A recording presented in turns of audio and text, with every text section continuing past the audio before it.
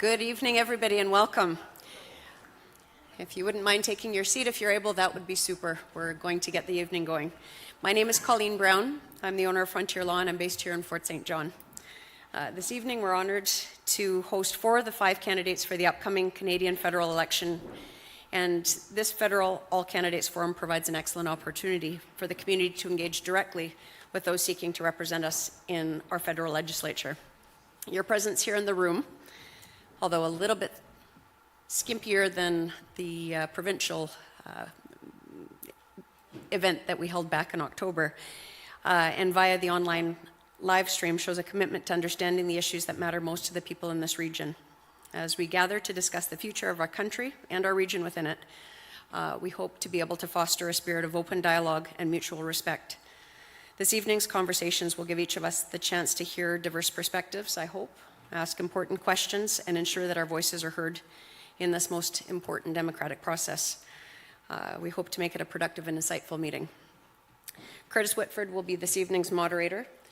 Born and raised in Fort St. John, he's been in the oil and gas industry for 34 plus years, and for the past 7-ish years, he's been the Northeast BC Health, Safety and Environmental Field Advisor for Tourmaline Oil Corporation in our region. Curtis is also the past president of the Fort St. John Petroleum Association, one of the organizations that's presenting this evening's forum. Before Curtis begins with the rules of engagement for us and the candidates, and before I invite you to rise for our national anthem, I'd like to take a moment and recognize and acknowledge that we're in Treaty 8 territory and on the traditional territory of the Daneza people. Now, if you're able, please rise with me for the singing of O Canada.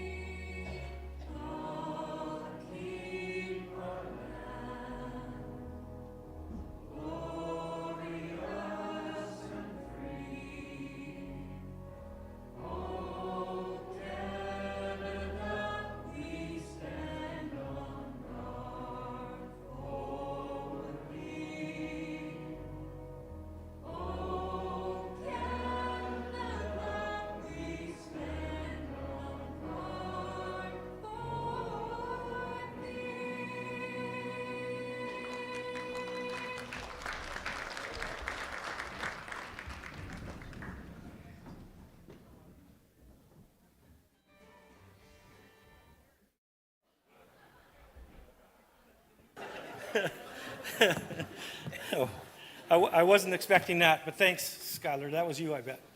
Okay. First of all, yes, my name's Curtis Whitford. I'm born and raised here in Fort St. John. Super excited to be here tonight. First of all, thank you for coming tonight. This is a huge deal for us. And on behalf of the Fort St. John Petroleum Association, we're really excited to be part of this. We've been in the community 60 plus years. This is, I think, an obligation of us that we're super proud to be part of. Rules of engagement. And here we go. Are you guys ready? Okay, the candidates will introduce themselves and will have 2 minutes to complete their introduction. Given the large number of candidates, we'll have time for 10 questions. 6 have been prepared in advance as a composite of the many questions received by email. And 4 will be asked by the floor by the audience members who are here tonight, that's you, who are randomly chosen here this evening. When asked a question, each candidate will have 2 minutes to respond. We'll be moving sequentially amongst the parties with each question as to who gets to respond first. The order will be decided with the very first question by the way of drawing numbers from a hat. Now, we drew cards. Now, whichever candidate draws the number 1 gets to go first or last. Bob, that's you, first or last? Okay, we'll get there. After all candidates have been given the opportunity to respond, each candidate will have the opportunity to provide a 1-minute rebuttal to each question, so if they so choose. For the questions from the floor, we'll have the time for 4 questions that will be randomly selected. The questioner will be given 1 minute to ask the question, and we will be monitoring this time. If need be, we'll remove or shut off the microphone. So this is where I need your help. Our goal here tonight is to provide a fair and equal opportunity for each of the candidates to respond to the questions, and we'll be respectful to the process and to the candidates that are willing to attend this forum. So before we get started, quick introductions. Mary, before you get up, this is Mary Forbes from the Green Party of Canada.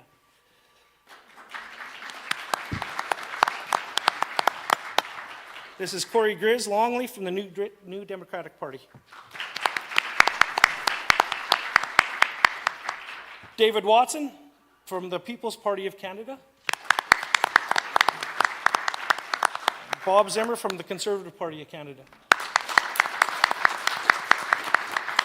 I want to bring attention to the 5th table, and that's right to the left of Bob. Peter Jenga was invited by the Liberal Party, and he chose not to attend tonight. So, let's get back to these questions. Are we ready? Sure. Yeah. So, once again, the guy that picked number 1 was you, Bob. Yes. You have first choice. You want to go first or last? I'll go first. That's Okay, fine. thank you, Yeah. Bob. Thanks, Curtis. Okay, Ready to go? I think so. Are you guys ready to do this? Okay, Okay. thank you. Okay, is that you, Ben? Okay, number 1, the general governance and leadership.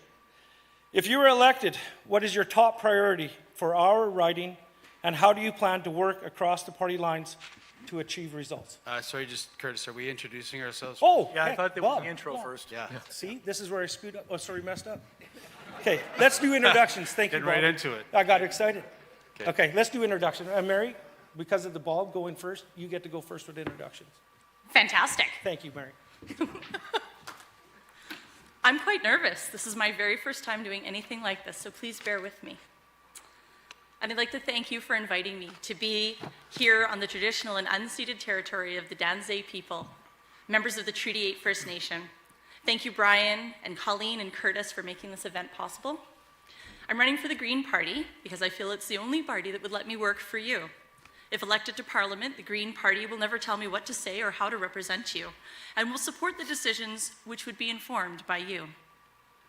As your MP, collaboration is the name of the game. I don't care who gets the credit as long as the job gets done. Unlike some status quo situations where folks will fight against each other and then things don't move forward. I think we need to move past the first past the post and towards proportional representation in electoral. In any other party's promise, proportional rep has broken that promise. Provinces and leadership have kept first past the post election after election. Historically, the Green Party is questioned about how are you going to be able to afford all of these great ideas you have.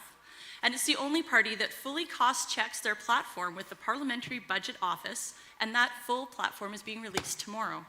I'm glad I didn't have to memorize it for tonight. I graduated from Simon Fraser University in 2001. My first job, I was employed by the RCMP at the Picton Investigation and Project Even-Handed as a forensic anthropologist.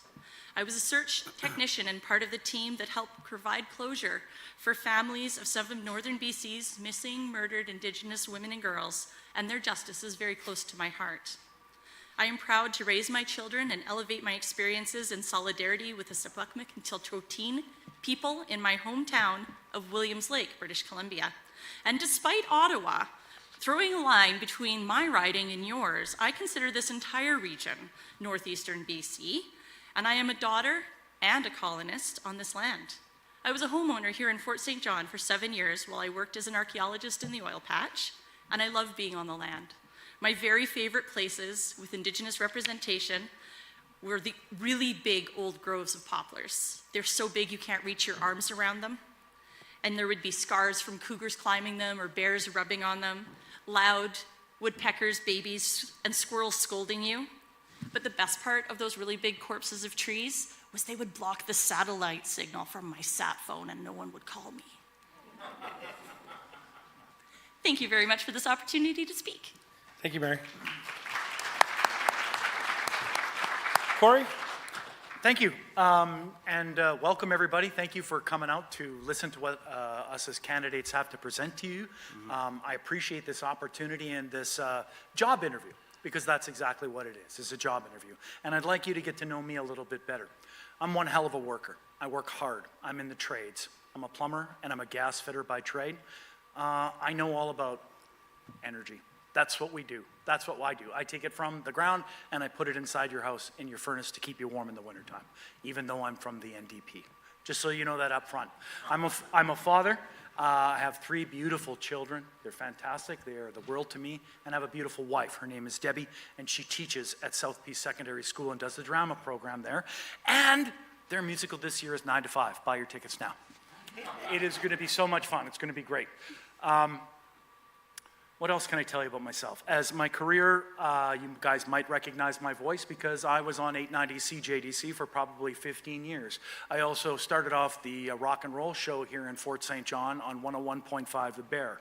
So if you can hear those sounds and you're thinking, why does he sound like the fellow that was in my bedroom? That would be why, because I would be waking you up for many, many years here in Fort St. John. My goals in riding and running in this riding are to provide an alternative. Let's be fair and let's be clear on this. I don't expect to win. I didn't expect to win last time because we have a machine in place for the last 50 years that puts a candidate in.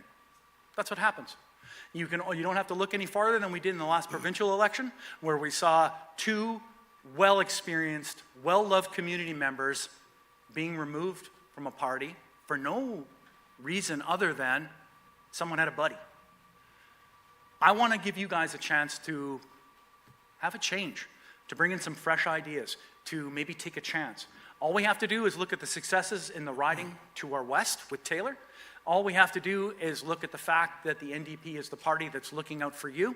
We're the party that is comprised primarily of workers. There's not a frickin' CAO among any of us in that party, and we like it that way because that means we don't lick boots, and that means we're beholden to no one but you, the voters. Thank you. Thank you, Corey. David? Well, my life is relatively plain compared to these 2 over here. I haven't been involved in any big investigations or on any radio stations like that. I've been mainly in sales and business. I had a stint within the military reserves as well. And I've had a family, have a family of 4, not including my wife, who has supported me the whole time. What I like about going into politics is that it's there for everybody to use. Something many ask me is what kind of party the PPC is. A lot of people don't know about us. Well, we're a small C conservative party. We believe in beliefs and values as opposed to party politics.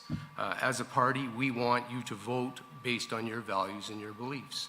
I can't ask for more than that. If you vote for your values and beliefs, you're going to feel more engaged with the political process, and you're going to feel more happy with the outcomes, no matter what they are, whether they're what you wanted or whether they're not what you wanted. What we have to do is we have to look at things from a very plain, sensible approach. We have to look at things that put Canadians first. Common sense things that put Canadians first. It's always been our policies, and it's always will be a policy if I have anything to say with it. We look at things from a perspective that is similar to what most people out there, I feel, are and are like. And when we look at life in general, we are trying to make things better for everybody, not just for a select few. Our motto has always been common sense policies, as I said. The only way things are going to get better is if we all wake up and realize that we have to vote for the people who are most like us. Thank you. Thank you, David. Bob? Thanks, Curtis. I am Bob Zimmer, your Conservative candidate for Prince George Peace River Northern Rockies. And from day one, I started this job way back in 2011, wanting to make a difference in our riding and nationally, and I have.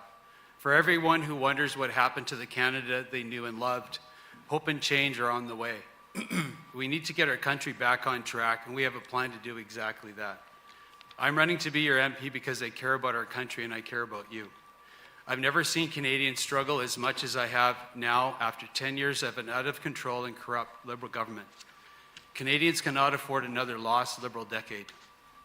If I am re-elected and we form government, we will put Canada first for a change. Thanks for attending tonight, and I look forward to your questions. Thank you, Bob. Okay, now we'll get started into Sure. questions. Okay, Bob, you chose one. You picked the right card. You're going to go first? I guess so. Okay. General governance and leadership.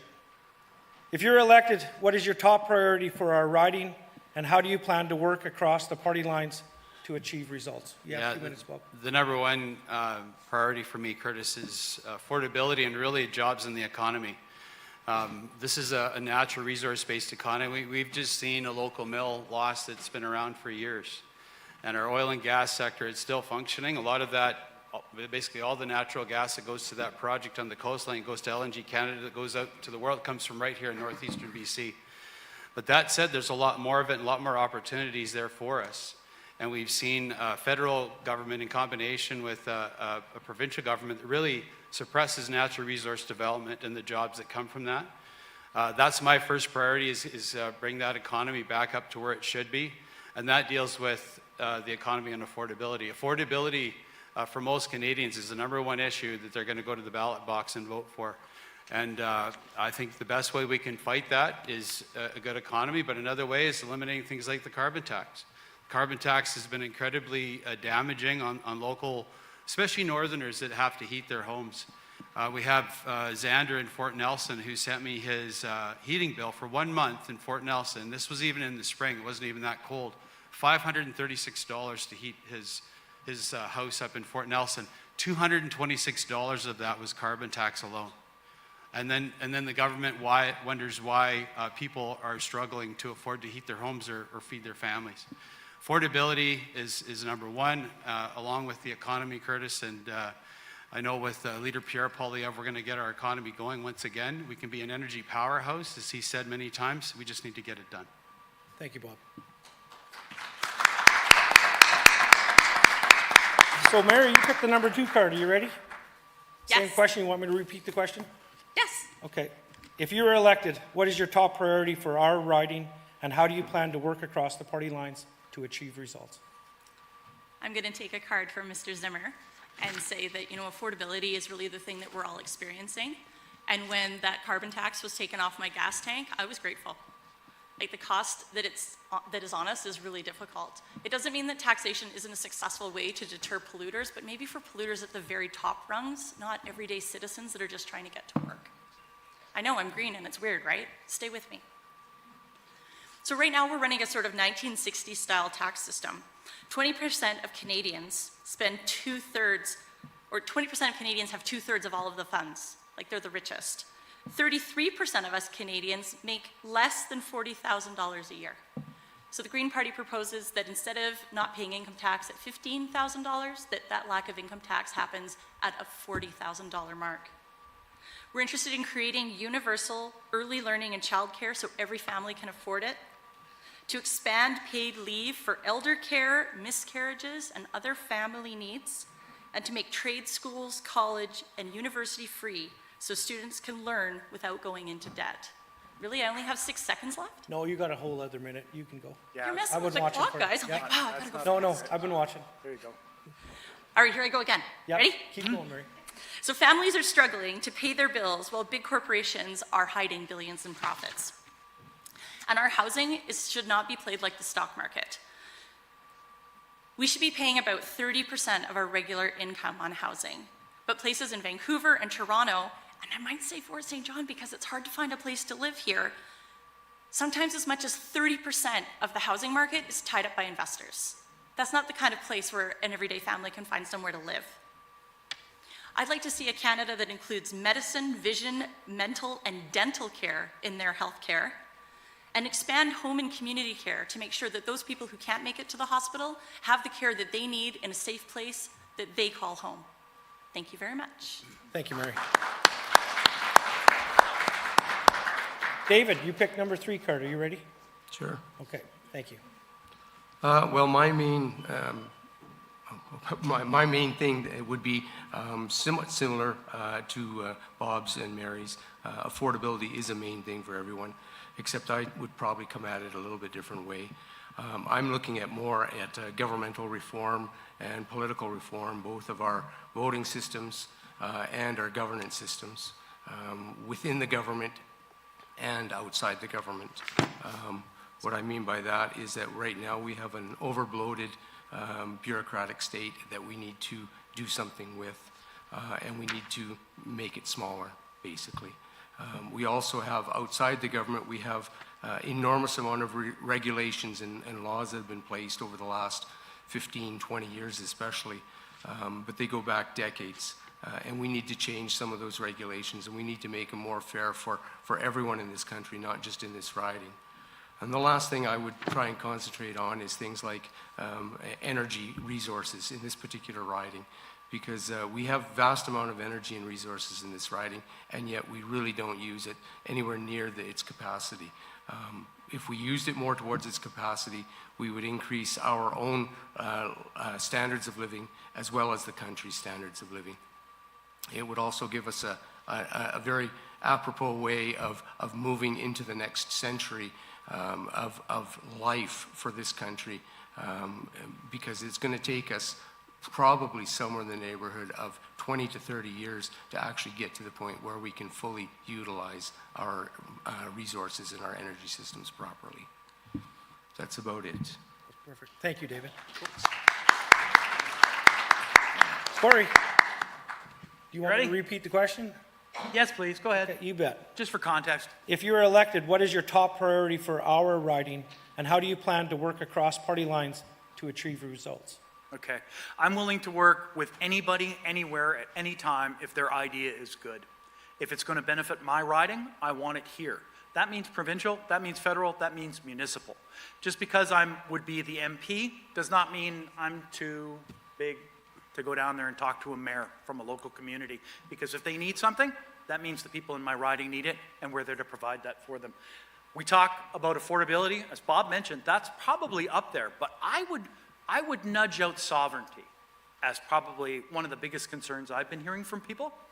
When you have a best friend that doesn't stab you in the back, they stab you in the chest, and they use your family's ability to provide for your family with the tariffs, that Cheeto down south is definitely a threat to us, and we need to take them seriously. It's only a matter of time. I love Americans. They're great people. They're like Canadians, only a little lower than us. I mean, they're underneath us, right? They're our basement. They're smart people. Once they start realizing that this is not a tax, that they're paying for these tariffs, once they start figuring that out, I think we're going to see a change in regime down there, and it cannot come soon enough. Unfortunately, we have to be the example and bear the brunt of this ignorance. And Canadians are tough. We will get our elbows up, and we will get through this, and we're going to ensure, because it's not new, prices have gone up for a very long time in this country, and the NDP has always committed to lowering your grocery costs, putting a cap on exploitive companies like Loblaws, who tend to be conservative. So that is our vision. People say, how do you pay for it? How about we get people that are in the 1%, because there's not many of them in this room, to actually pay their fair share in taxes? How about we get those people to bring their damn money back from overseas, and we actually tax it? And they pay for the privilege of being in this infrastructure that we call Canada. Thank you. Thank you, Corey. So this is where it gets fun. We get a 1-minute rebuttal if you so choose to use it, and we're going to go in the same order. Bob, that's you. I'm not going to ask or rebut anybody's comments here. I just think it's unfortunate that the Liberal candidate chose not to attend today to really talk about some of the damaging policies that they've, we call it the lost Liberal decade for a reason. Since 2016, we've lost 26 mills in the province because we don't have a softwood lumber agreement and other things. So anyway, it's unfortunate the Liberal candidate chose to not show up tonight. Mary? Thank you. You get a minute as well if you want to utilize it. Well, I don't want to rebut anybody, but I had some ideas pop up while they were chatting. One of the things that I connected with when David was speaking about the costs, currently the Prime Minister's office runs a $3 million budget. I think $1 million's enough, or maybe even less than that.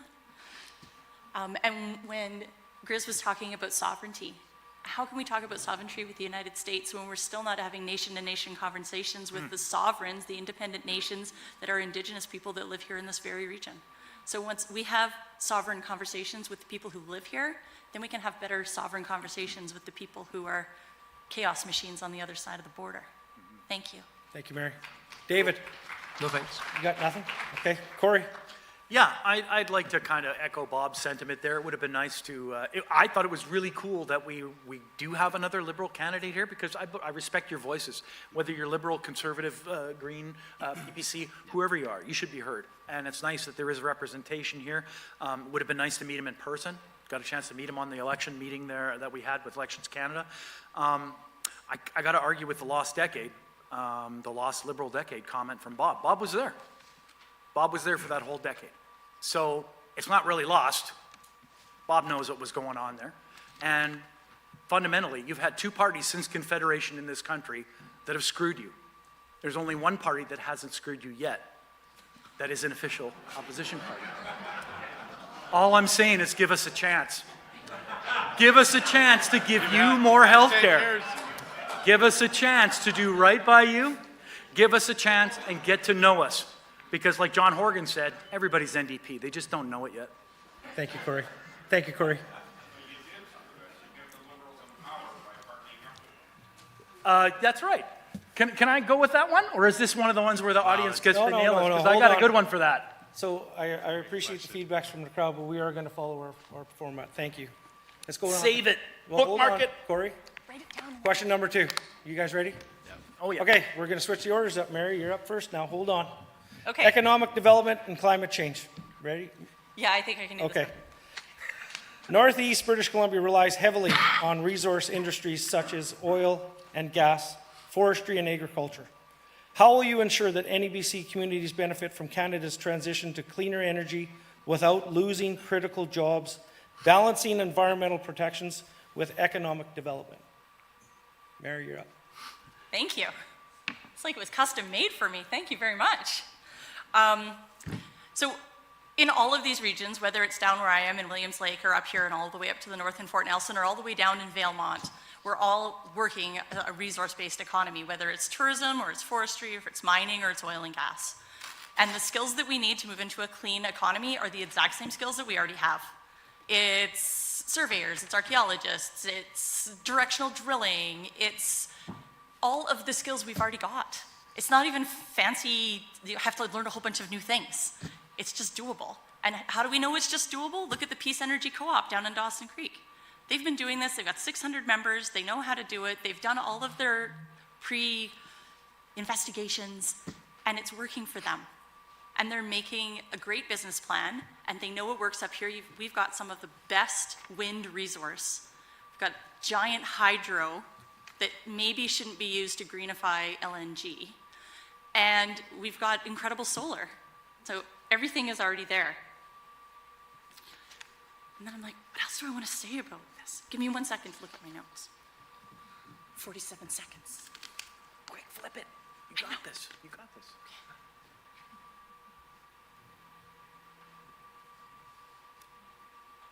Have you ever been in front of a group of people, and as you're thinking about the next thing you want to say, and you know you've got something really great to say, your whole body goes cold and you get goosebumps?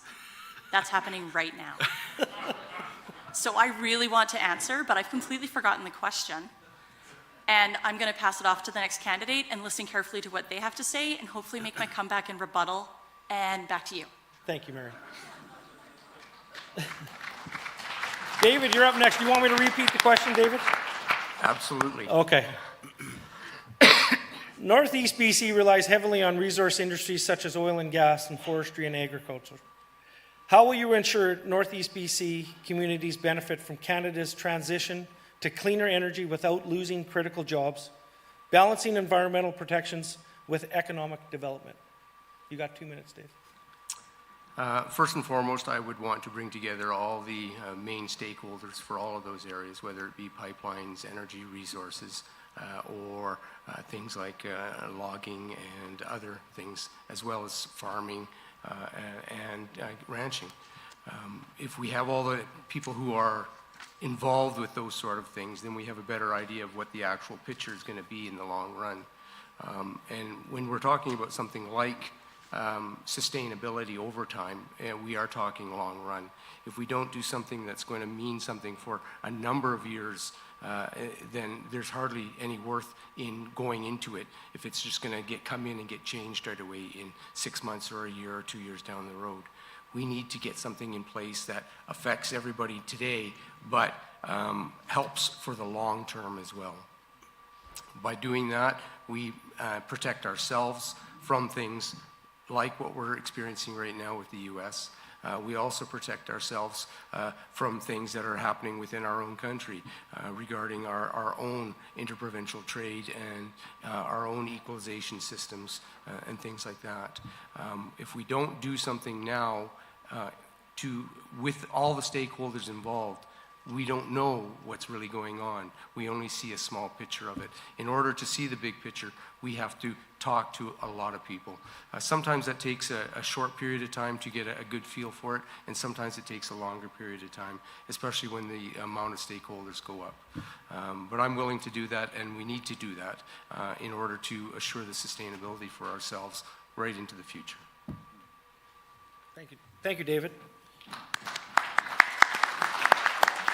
Corey, you want me to repeat Yes, the questions? please, reread or I'm old. You bet. NEBC relies heavily on resource industries such as oil and gas, forestry, and agriculture. How will you ensure that NEBC communities benefit from Canada's transition to cleaner energy without losing critical jobs, balancing environmental protections with economic development? Well, as I mentioned off the top in my introduction, I'm a gas fitter. That's my job. I take, like Pierre called it, the electricity out of the air. I crunch it up and I put it in your furnace so you're nice and warm. One of the things that I would ensure is that if Canada needs a pipeline, we get a pipeline. That's what's going to happen. The NDP have been clear on this. We look after people first. We are an environmental party as well. That means that we carefully consider things before we decide right away to do it. Do we need an energy corridor? Perhaps, if we want to keep all the mining and things that BC have up. As we've seen before, the Conservatives built Site C, and that energy is almost already gone with programs and things that are going to be happening in our region. And that's the only reason I talk about the provincial stuff, because that's our region there. The federal government, we should build some highways to get access to the resources that we want to take out and make our lives better. And I think that we should do that with companies too. Companies that want to take advantage of these resources, they should be paying a bigger share. There's no reason that anybody in this riding should be out of pocket because a millionaire or a billionaire wants to make more money by taking what we have here in the north and shipping it down south. That share of the money should stay in the riding. And that's something I would like to see, and that's something I would work for and try to discuss with the other participants that are out there. The other thing that we would do to ensure our economic stability up here is the NDP has always been about strengthening your rights as workers. We've already seen, as Bob mentioned off the top there, layoffs all over Canada, especially right now in the auto industry. The NDP will strengthen our employment insurance program to ensure that families are not starving. We're going to ensure a UBI, so if something unfortunate happens, that you're covered and your family needs are not going to be something that overwhelm you, and you won't have to make hard choices or harder choices. The NDP want to look after you guys, and that's everybody in our riding. Thank you, Corey. Thanks. Mary, we've got a minute if you want to rebuttal or respond. I totally want that minute. Thank you. Okay, let's do it. Give her 20 of my seconds. Oh, you're so generous. You can have. You forgot Bob. Whoa, Oh yeah, Bob. Yeah, jeepers. Sorry, Bob. Hey, Curtis. I'll take his minutes too. You see, I'm totally... You know how I think. Oh, I even had it written down here, Bob. You're the fourth one here, so bear with me, Bob. Oh, yeah. I had it here too. So. Tell me when you're ready. This is Colleen trying to make sure that I don't mess You it can up. repeat the question. Bob, I apologize. Let's repeat. No worries. Yeah. Northeast BC relies heavily on resource industries such as oil and gas, forestry, and agriculture. How will you ensure that NEBC communities benefit from Canada's transition to cleaner energy without losing critical jobs, balancing environmental protections with economic development. Yeah, thank you, Curtis. And as you know, the one thing that we already do, we're already doing it. So we have some of the best standards in the world producing oil and gas in northeastern BC already. And the one thing, so we don't need to reduce jobs in getting the new, emissions reducing product to the world that needs it. So we can actually reduce, we only produce 1.2% of world emissions in Canada. Yet we can get LNG to the countries that need and want it, like Germany, South Korea, Greece, and many others. We can reduce emissions up to 50% by doing that. And I think that's a great way, not to just look at ourselves and that little minuscule amount that we can reduce by just dealing with our own emissions, even though we're already doing that. But let's look at the bigger picture by getting natural gas to the world and reducing overall emissions around the world. So I think, again, we've got a great story. And whether it's oil and gas, a great example that I've used many times is Norway. And it's considered one of the most respected, environmentally supportive countries around the world, but they still drill for oil and gas. And they have the same standards we do. And my question always is they don't have any debt. They have a $1.8 trillion pension fund because they have the rich in resources like Canada is. My question is, why isn't Canada doing the same thing? It's because we've had governments that have been ashamed of our natural resources. We're not ashamed of our natural resources in the Conservative Party and our leader, Pierre Poilievre, and we're going to develop those resources and bring that the energy and the economy and the jobs that come with it. Thanks, Curtis. Thank you, Bob.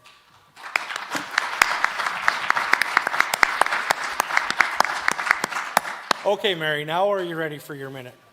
I guess. Okay, thank you. Only 20 seconds back. Fine. Thank you. So Canada could be the leaders in clean energy. We have the sun, the wind, the power. It's all in abundance here. But our government keeps supporting only one of the major power industries. Instead, let's spread that around and subsidize some of the others. So for example, instead of subsidies going to only one area, we could subsidize wind, we could subsidize solar, and I know that hydro is a British Columbia idea, but what if we were able to have people put those solar panels on their house and be able to pay back into the grid more than just what their needs are that are met, and be able to make some more money off of our own sun on our own houses? This constant stop of the development of new clean energy is affecting us right in the pocketbook, and it's also affecting us because we're seeing these changes that are not benefiting us. Thank you. Thank you, Mary. David. For myself, I'm tired of subsidies. I'm tired of government bailouts. I'm tired of the government spending our money on things that they shouldn't be spending it on. It needs to rely more on what it's good at. At a federal level, we're supposed to make the overriding regulations for things. We're not supposed to be involved with programs that are going to cost the people, you and me, and everyone else, more and more and more. This is where taxes come from. And we have to stop. We have to change. If we don't stop this, it's just going to get worse and worse and worse. You get what you pay for, and we're not paying much for it, but we're all paying dearly for it, because it goes on, not just for you and me right now, but it's going to go on for your kids and your grandchildren and your great-grandchildren and on until this gets fixed. If it ever gets fixed, if we don't do it soon. Thank you, David. Corey, you got a minute. Awesome, I'm going to use it. Here we go. I agree with Bob, which is settle down. It's going to happen every once in a while. I agree with Bob. Natural gas, our resources, the LNG, it's amazing that the BC NDP government was able to get that going and get that plant up and running in Kitimat so we can ship our materials out. It's fantastic that it's being run right now under a BC NDP government. Kudos to them. That's part of the cross the aisle thing that I would like to encourage with whatever party, right? Because we do need to get that energy that's in the ground, if we can, out there in a reasonable and respectful to the environment manner. Bob's talking about the, two governments that were in power there that are impeding us. Well, again, two governments in this country. One of them's here, one of them's not. Look at the rest of us. We're ready to make a difference for you. Thanks. Thank you, Corey. Okay, Bob, I'm not going to forget you this time. Yeah. You got a minute.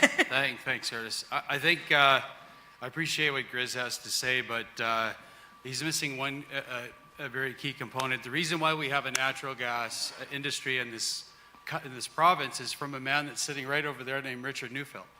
That's the reason why liquefied natural gas got off the ground in the first place, because of the foresight of a former natural resource minister, energy minister for the province of British Columbia that got it done. We're finally seeing it realized. I take no credit from the NDP that we saw one project of 18 only developed. Two. There's one, well, the other one's not going yet though.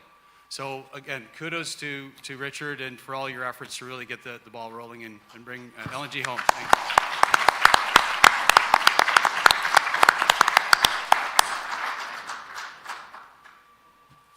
Well, you had time left. I was waiting. No, that's okay. I'm Bob, good. thanks. Yes. Okay, let's go to the third question. Reconciliation and Indigenous relationships. How will you work with local Indigenous nations such as the Daniza to ensure their rights, languages, and land-based interests are respected in federal decision-making processes? David, you're up. Well, as I said earlier, it's all about stakeholders, and everyone who has a part of the decision-making process, because they are a stakeholder, needs to be at the table. And that's the only way that we're going to get a response from those people.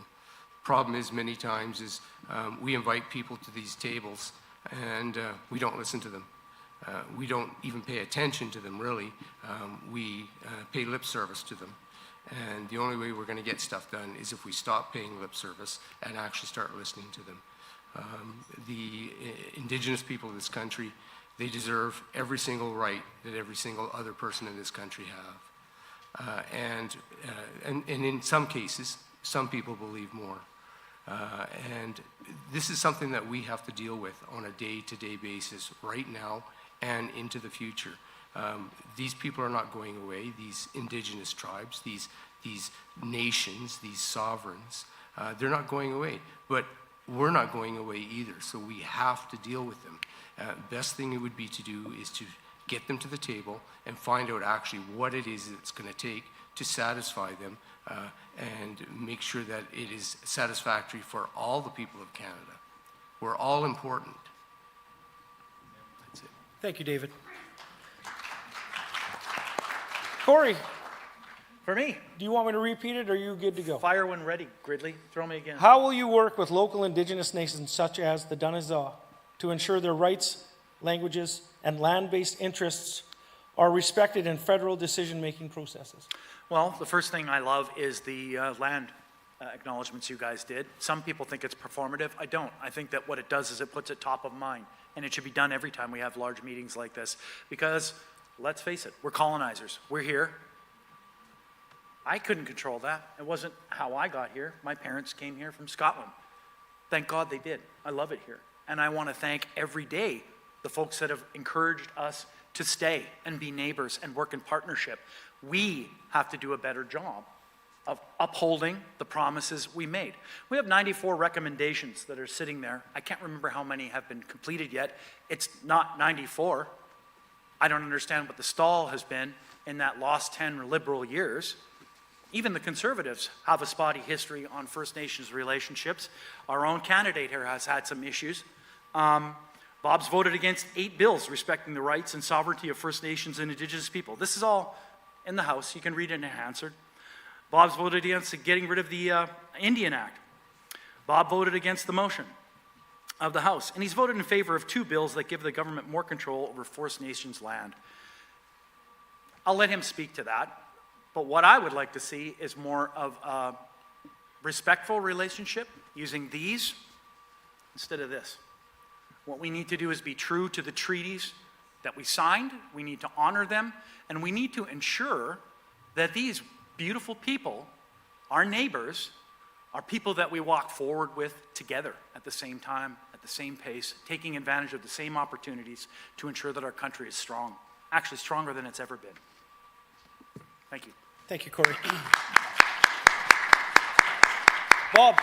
Thanks, Curtis. We support treaty rights in the process of reconciliation with local Indigenous communities.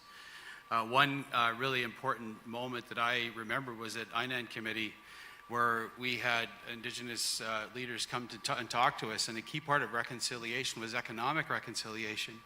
They wanted it so much so that they wanted it actually recognized as part of the act, and the other parties voted that down. We were supportive of that. So economic reconciliation is a key part of reconciliation. Our leader, Pierre Poilievre, has worked with local First Nations leaders on the First Nations resource charge that seeds federal tax rooms so communities will no longer need to send all the revenues to Ottawa and ask for it back. And I was proud to be there when those announcements were made with Pierre and our leaders in Vancouver. It will also make resource projects more attractive to First Nations so they are more likely to go ahead. I'm committed to repealing Trudeau's radical anti-resource laws to quickly greenlight good projects so First Nations and all Canadians bring home more powerful paychecks, and that's our leader, Pierre Poilievre. We will work with First Nations and other Indigenous groups to ensure that they are partners in prosperity and the development of our natural resources. A Conservative government will support Indigenous loan guarantees as well by establishing the Canadian Indigenous Opportunities Corporation, led by Indigenous people, to offer loan guarantees for Indigenous communities. Thanks, Curtis. Thank you, Bob.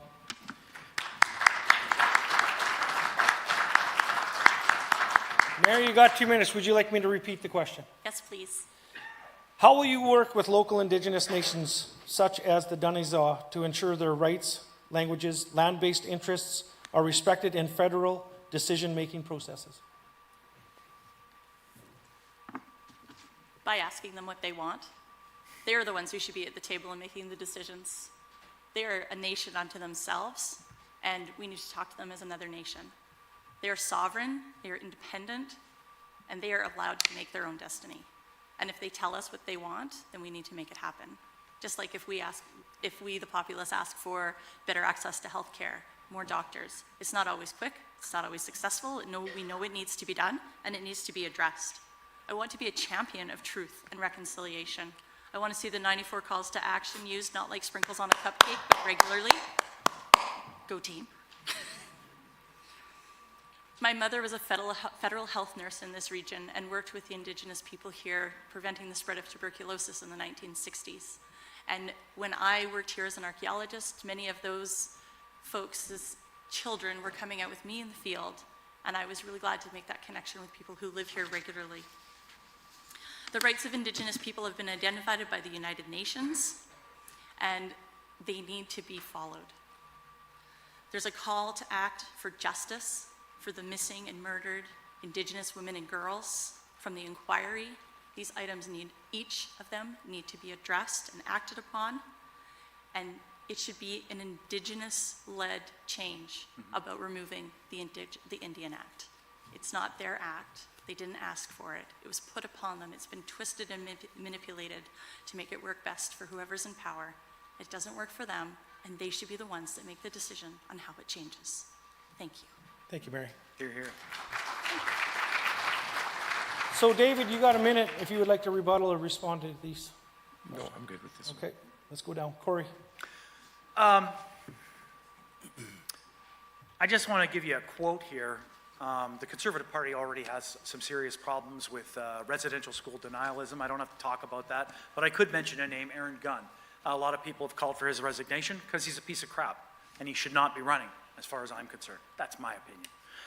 One of the things I don't like is that in 2008, Stephen Harper decided that he was going to give an apology for the government of Canada for how we've treated our Indigenous people. The same year, Mr. Zimmer's party leader came out and said that, hey, they don't need any more compensation.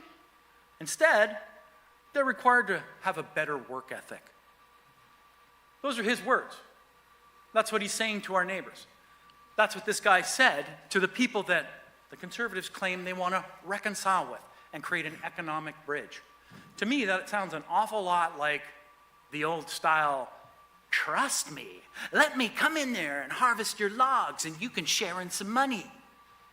That's not true reconciliation. What that is more Corey? exploitation and colonialism. Corey, thank you. Bob, you're next. Minute. Sure, thanks, Curtis. Yeah, I've met with countless Indigenous leaders in Ottawa with their leader. And one thing that they want to see is a way forward, whether it's leaders from the territories or local leaders from our particular area here in northeastern BC. Again, I talked about the economic reconciliation is something that we talk about often, and we see a way forward. And I've talked about even the policies that actually are Indigenous-led policies. The resource revenue charge is from an Indigenous leader in Kamloops named Manny Jules, and we're working together to see a lot of these things come to reality. So we're looking at a way forward, a positive way forward for Indigenous peoples. Thank you. Thank you, Paul. Mary?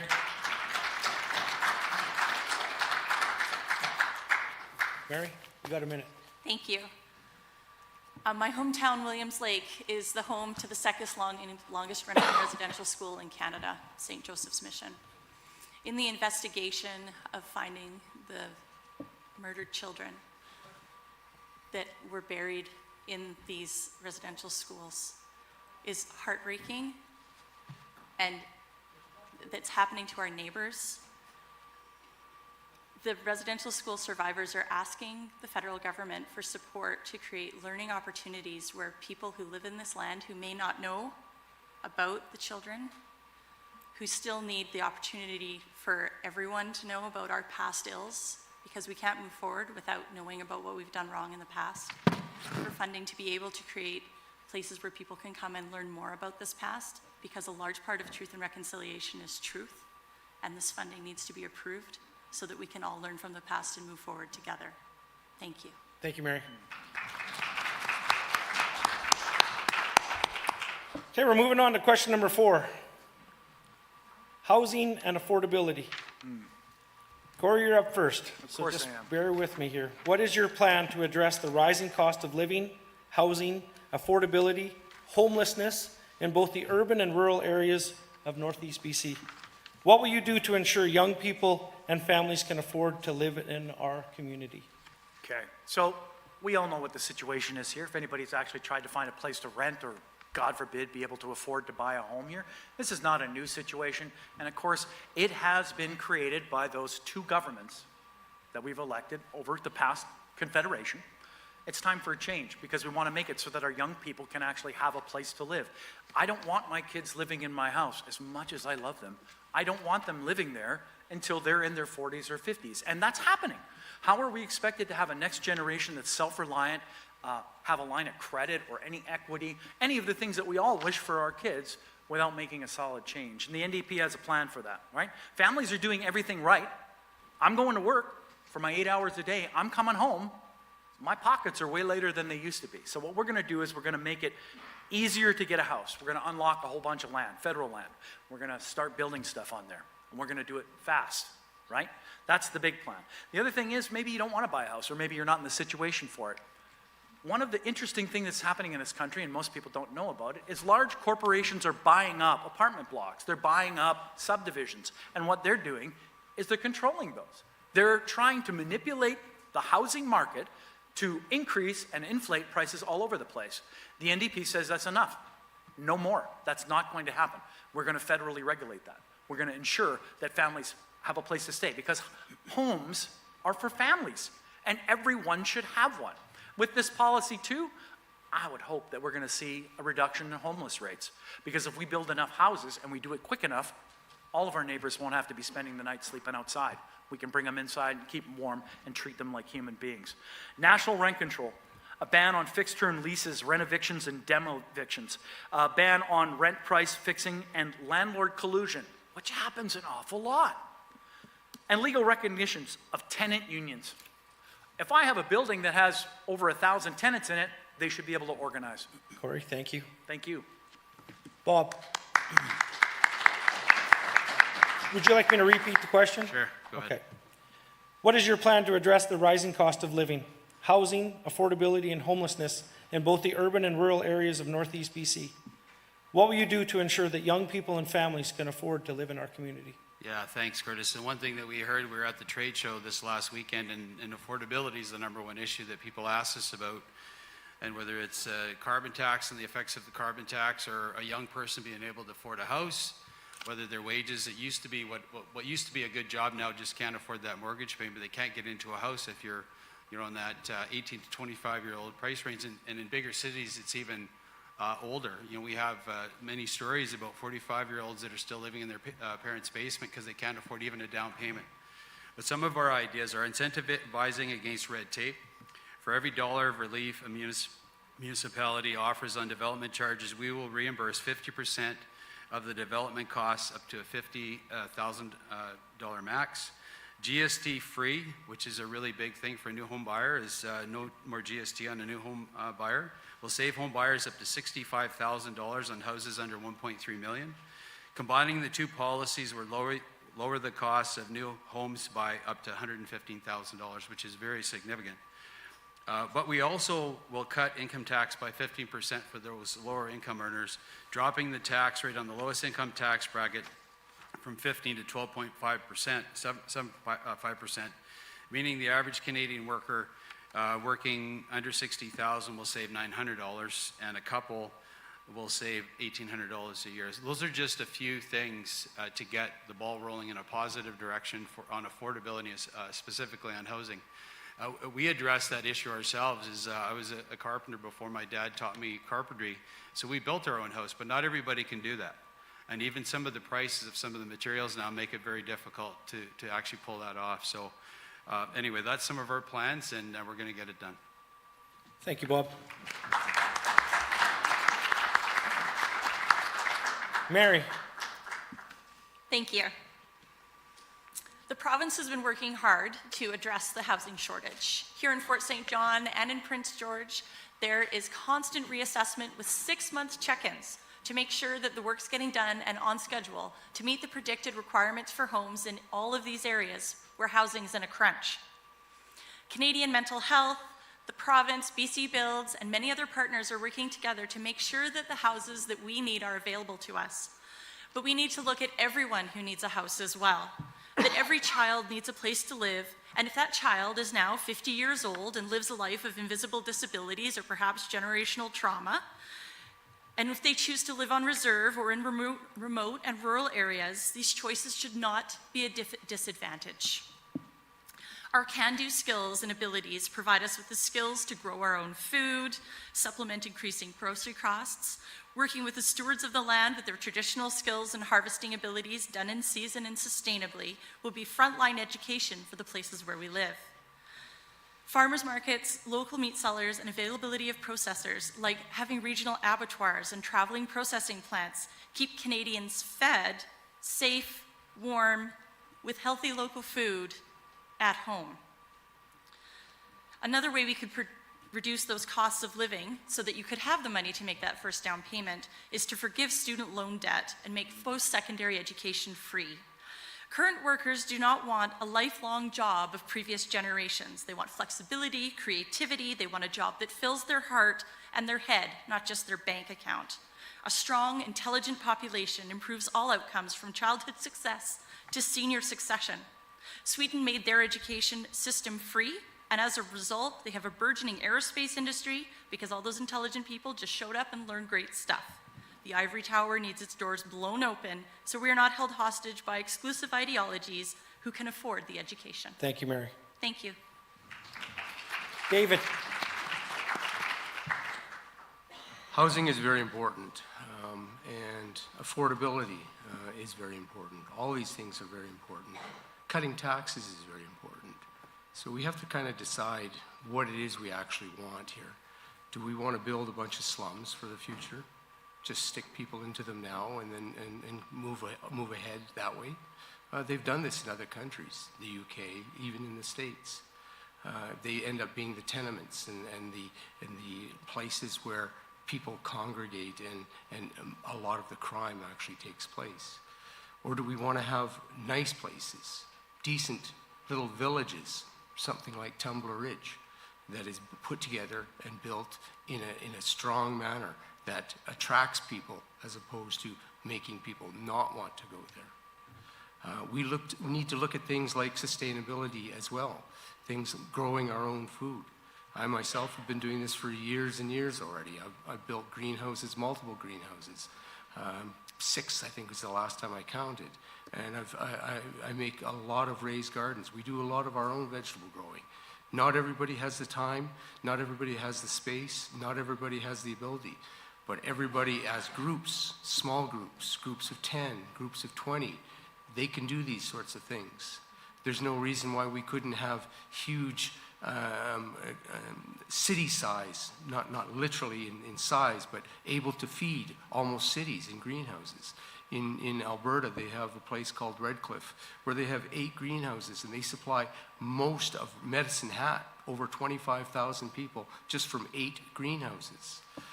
They also sell some of that food to other places. These are the types of things that we have to look at. And we have to look at sustainability for the long term again. We can't be rushing in and doing things just simple and willy-nilly. Thank you, David. Follow up. Follow up to that question, Corey. Do you got a minute? Oh, okay. I just want to remind everybody, there is no carbon tax anymore. Carbon tax, Carney cut it, right? So that's gone. It's an interesting talking point when it was there. The question I would have for Bob when he's talking about his buddy paying $536 for his fuel, what was his rebate? We just want to ask that one, because I guarantee you his rebate was significantly more than 536. So that's one thing. Tumbler Ridge is a company town that was built to support coal miners that were in that town, right? So that's what was there. Some of the houses are crappy. I've done service work in them. I don't think that's the idea. I think what we want to be seeing is 3 million new houses built. That's the NDP's promise to you. We're going to ban foreign buyers that drive the prices up. We're going to ban loopholes so that foreign owners can come in here and control or try to control what families need, which are houses, right? Because homes should be for families, not for billionaires and for speculators, which it has been for years and years and years. I would also speak to the fact that Corey? we can talk about... Your minute's up. Thank you. I'm sorry, I got to stop you, and that's No, that's make fair. it equally fair. I got all excited and didn't... No, I appreciate that, Corey. Yep. Bob? Yeah, You well, got a I'm minute. glad Corey brought up carbon tax because Doesn't exist.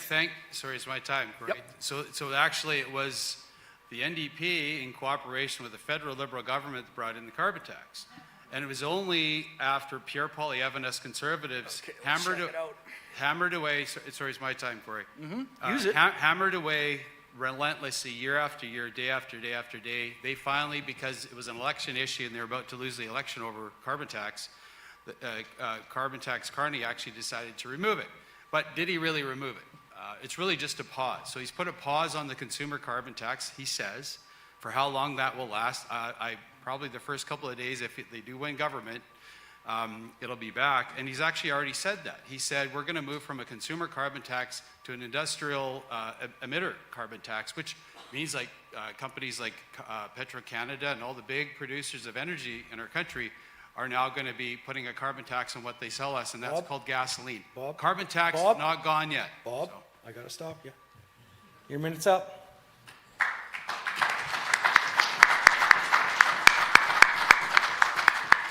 Mary, you got a minute. Zowie, some couple firecrackers up here. I'd like to see a national electrical power grid to connect all of Canada and perhaps look towards greener opportunities on our future instead of looking back to the things that have already been done and pointing fingers. Thank you. Thank you, Mary. David, you got a minute. I would just like to say that carbon tax is not gone. It's been paused, as Bob says, and there's every intention by the Liberal government, should they get back in, to recreate it and probably make it a lot worse. And we don't even know how much worse it's going to be because they don't want to talk about it at all at this point in time. Okay, thank you, David. We're already at question number 5. You guys ready? Democracy and transparency. This should be fun. Do you believe in Parliament adequately represents rural and northern voices? And do you support electoral reform or changes how MPs are elected? Bob, you're up. Good question. Because there's been many ways that different democracies function around the world. The current or the former Prime Minister Trudeau promised electoral change in the way us as members of Parliament were elected. I do not support a change to the first past the post system, and this is why. Once we get into the system that has been proposed by the Liberals and other parties, the person doesn't go through a rigorous nomination process like I went through, a 9-month rigorous nomination process where we have local people electing who that representative is going to be.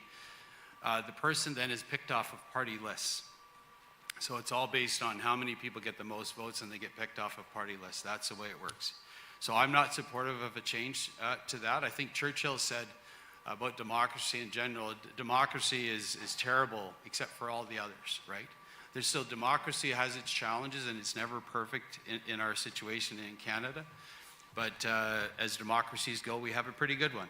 I get a lot of comments about the unfairness between urban and the rural divide.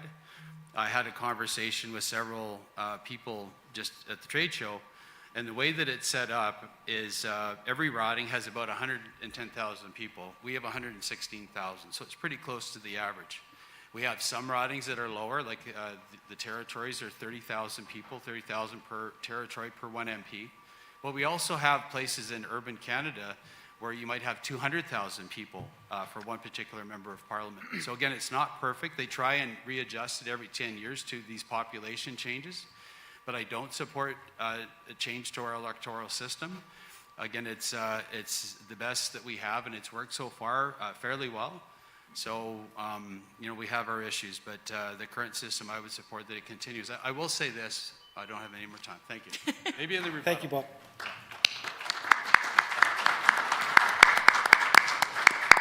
Mary, you're up. You got 2 minutes. Okay, thank you. Thanks. So the Green Party definitely wants to see electoral reform.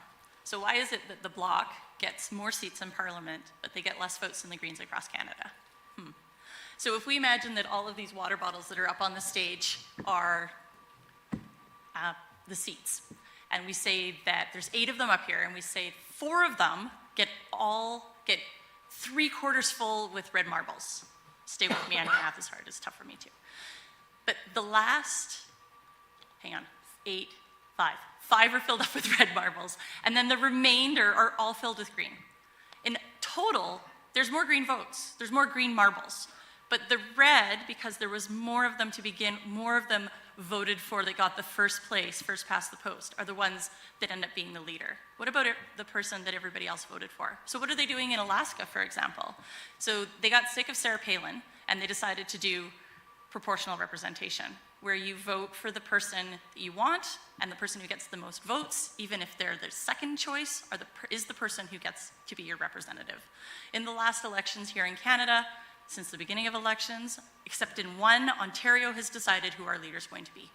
When you vote, you are deciding who you want to represent you at Ottawa. You are not deciding who the leader is going to be. That's going to be decided by Ontario because of first past the post.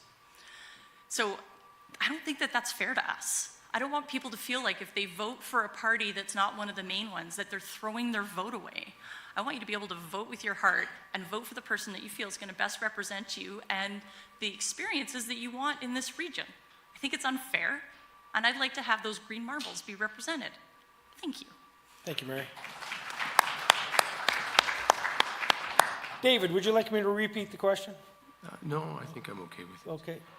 I agree with Mary more than I agree with Bob.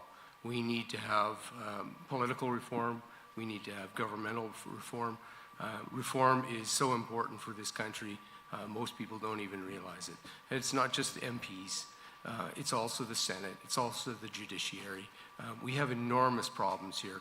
Our political systems have been completely captured by entities that most of us have no idea who even they are. This is not a conspiracy. These are facts. Everyone knows that these are the truths happening. If you just look at our Senate, for one thing, we have foreign nationals in our Senate that, in my opinion, have no business being there whatsoever.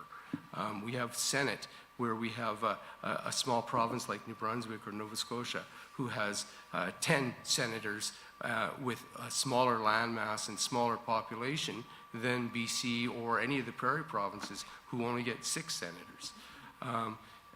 Not only that, but a lifetime representation, or they changed it actually, and it's now they say 75, but still, that's basically a lifetime representation for most people. We need to change that as well. The judiciary, they are all appointed by whichever party is in power at any one particular time, or any ones that come up for renewal during that time anyways. And the most substantial portion of all the judges in office right now have been appointed by the Liberals, which is wrong again. And then we get down to the MPs. We need to have term limits for MPs. There's no reason why an MP should even be in government for 10, 14, 20 years. None at all. If they can't accomplish their goals right off in the first 4 to 6 years, then they don't need to have it. And in the odd case where maybe they have some justifiable reasons, maybe we could make an exception the odd David? time and go to 3 terms. Thank you, David. Yes. Corey, Repeat the question, please. do you believe Parliament adequately represents rural and northern voices? Do you support electoral reform or changes to MPs, to how MPs are elected? Brother, do I. Let me tell you, 50 years of conservative voting in this riding. If we were to go back and look at some of those results back in the day when Jay Hill was running, maybe even Bob on some of them, and we actually put it through the filter of proportional representation, I guarantee you it wouldn't be the same history. I guarantee you more voices would be heard, and we would have had some fresh ideas and some new directions to go in with those results. We talk about freedom. Let's talk about 4-question Pierre. This guy doesn't want to answer any questions. He doesn't travel with the media, breaking tradition with Canadian voters. That's been since Confederation. J.A. Macdonald used to give him drinks when he would do speeches. Our guy running for the Prime Minister right now doesn't even want to travel with an unwashed reporter, and his drones will pull the microphones away from them if he doesn't like the question. We need reform here. We need electoral reform. Here's a question too for Bob. Maybe you can answer it in the rebuttal. I'm not trying to be mean here, but I'm wondering, when you guys do your leadership debates, do you use first past the post? I don't believe you do. I think that you use the rank voting, which I'm pretty sure most of the parties do. Why would a party do that internally and give you guys the leftovers with first past the post? It's because the established parties get back in over and over and over again. You only have to look at the numbers in Ontario. You look at a Ford government, 20%. That's not 100%, that's 20%. And he got in. And yeah, some of our neighbors were lazy and they didn't go out and vote. That's democracy. But let's make it a fair democracy. 1 vote for each person. Let's make it count. Because I guarantee you, that's how you will start to see changes. All right? So that's where I am on that question. Thank you. Thank you, Corey. You got a 1-minute response, Paul. Sure. In answer to the question, there actually is 1 person for every vote. That's one reason that even like folks up here, I've heard so many say, Bob, you've got it made, or once it's passed, Ontario, it doesn't matter what we do out here. When we formed majority government in 2011, we didn't know that we were in majority until the BC votes came on stream. BC mattered, whether that was a majority government or it wasn't. I just wanted to talk about some good things about our democracy, and that's the paper ballot. I get asked questions about whether we have a balloting system or an electronic system. Federally, we don't. Every person, every voter in this room has to fill out a paper ballot, and that ballot, once cast, gets counted by a human being, and it gets scrutinized too. All members of every party can have a scrutineer in that room watching the ballot count to make sure that there's a fair count in order. So there's problems with our democracy, fair enough. We had the popular vote last election, but we still lost the election. But we still support the current process, It's still the better of the worst, you could say.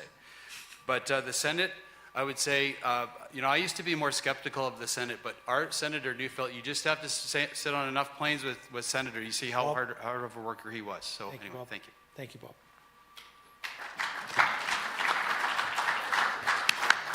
Mary, you got a minute.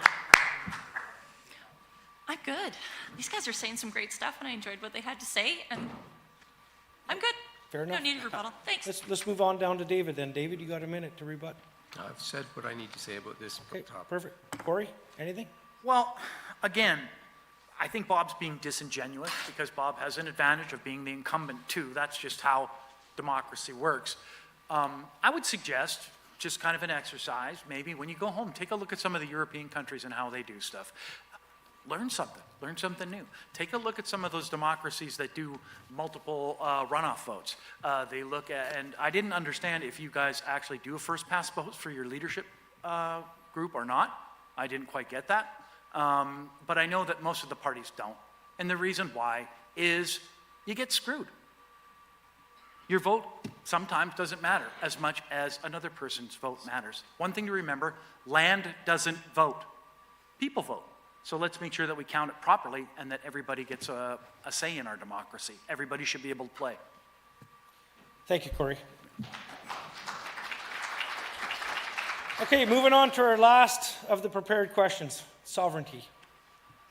What safeguards will you advocate for to protect Canadian sovereignty, bolster national defense, and safeguard Northeast BC industries, for example, lumber, energy exports, from an unpredictable shifts in the U.S. policy? Corey, you're up first. Oh, dude, glad it's all not right. me. There you go. Okay, so here we go. We got 2 minutes on this one. I did not know that you served, David, as a reservist. I also served. I was in the military. I was a reservist at the HMCS Unicorn in Saskatoon. My trade was going to be diesel mechanic. I actually signed up for the regular armed forces in Canada. Sovereignty matters to me. I have friends. I have family. My grandfather was a ball turret gunner in World War II. This stuff matters, and we're being threatened by people that we never, ever expected. How do we protect ourselves from that? Well, what we do is we make new relationships. We learn from it. Everybody's been burnt in a relationship. Somebody you thought was your buddy is doing something naughty or whatever. What do? Well, you heal from that, maybe trust a little less, but you move on. We're part of a cool thing that a lot of people seem to forget. We're part of a commonwealth. We're part of the British Empire. We could be forging stronger relationships with our European friends. We could be losing some of that American obsessiveness that we seem to have in this country. I think it was put best that we're in bed with an elephant, and when that elephant moves, we have to be nimble. We have to move around, make sure that we're not getting squished or stomped on. So I think that's how I would handle it. In terms of resource protection, that kind of stuff, that just gets into a little bit of the... I believe in people, not property. I believe in our ability to look after each other and protect each other. And what I would like to see is the Canadian Armed Forces receive the tools they need to do the jobs that we give them. I don't think that any Canadian soldier should have to worry about whether his helmet's going to stop a bullet. I don't think that we should be waiting to see whether or not our friends who are actually fighting a war for us right now in Ukraine have the protections and security that they need. Canada should be supporting Ukraine rather than some things we've heard from some of the bigger parties. And I'll just say Slava Ukraine. Thank you, Corey. Bob, you're up. Sovereignty. Do you want me to repeat the question? Sure. What safeguards will you advocate for to protect Canadian sovereignty, bolster national defense, and safeguard Northeast BC industries, for example, lumber and energy exports, from an unpredictable shifts in the U.S. policy? Thanks. Yeah, well, thanks for the question, Curtis, and whoever gave it. One of my files as Shadow Minister has been Shadow Minister for Northern Affairs and Arctic Sovereignty. So I've been working on the Arctic Sovereignty file for a long time now. And I've seen firsthand our vulnerabilities, whether it's in Nunavik, on our north coast, whether it's in Iqaluit, for what we've seen is increased incursions with the Chinese and the Russians. We've seen that in previous years, but what we've seen recently is where the Chinese and the Russians are working together. And they're starting to test our defenses. We've seen that the spy balloon that came through the Canadian territory as well, and we were ill-equipped to respond to just an air balloon. So we absolutely support, the government has come out and said they're going to modernize NORAD. And so I've done many videos, been up to the north to see this. The government said they're spending $38.6 billion on a NORAD modernization. We did an order paper question asking how much they actually spent. So far, they've only spent $70 million in the last 2 years. This is at a time of urgency. They've only spent $70 million to modernize NORAD, and $40 million of that has been to increase administrative capacity or build bureaucracy.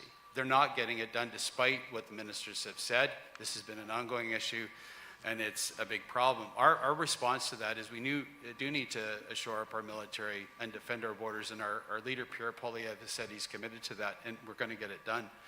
But also, when you talk about our vulnerabilities here, one of the biggest vulnerabilities is the lack of a softwood lumber agreement, and this is to deal with trade with the Americans. Within 80 days of us forming government, we had a softwood lumber agreement signed, sealed, and delivered. This particular Liberal government has been in power for 10 years and still no softwood lumber agreement, and this is one of the reasons why we've lost 26 mills since 2016. Thank you, Bob.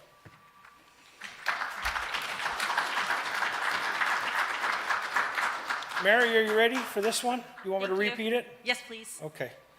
What safeguards will you advocate for to protect Canadian sovereignty, bolster national defense, and safeguard Northeast BC industries, for example, lumber and energy exports, from an unpredictable shifts in the U.S. policy?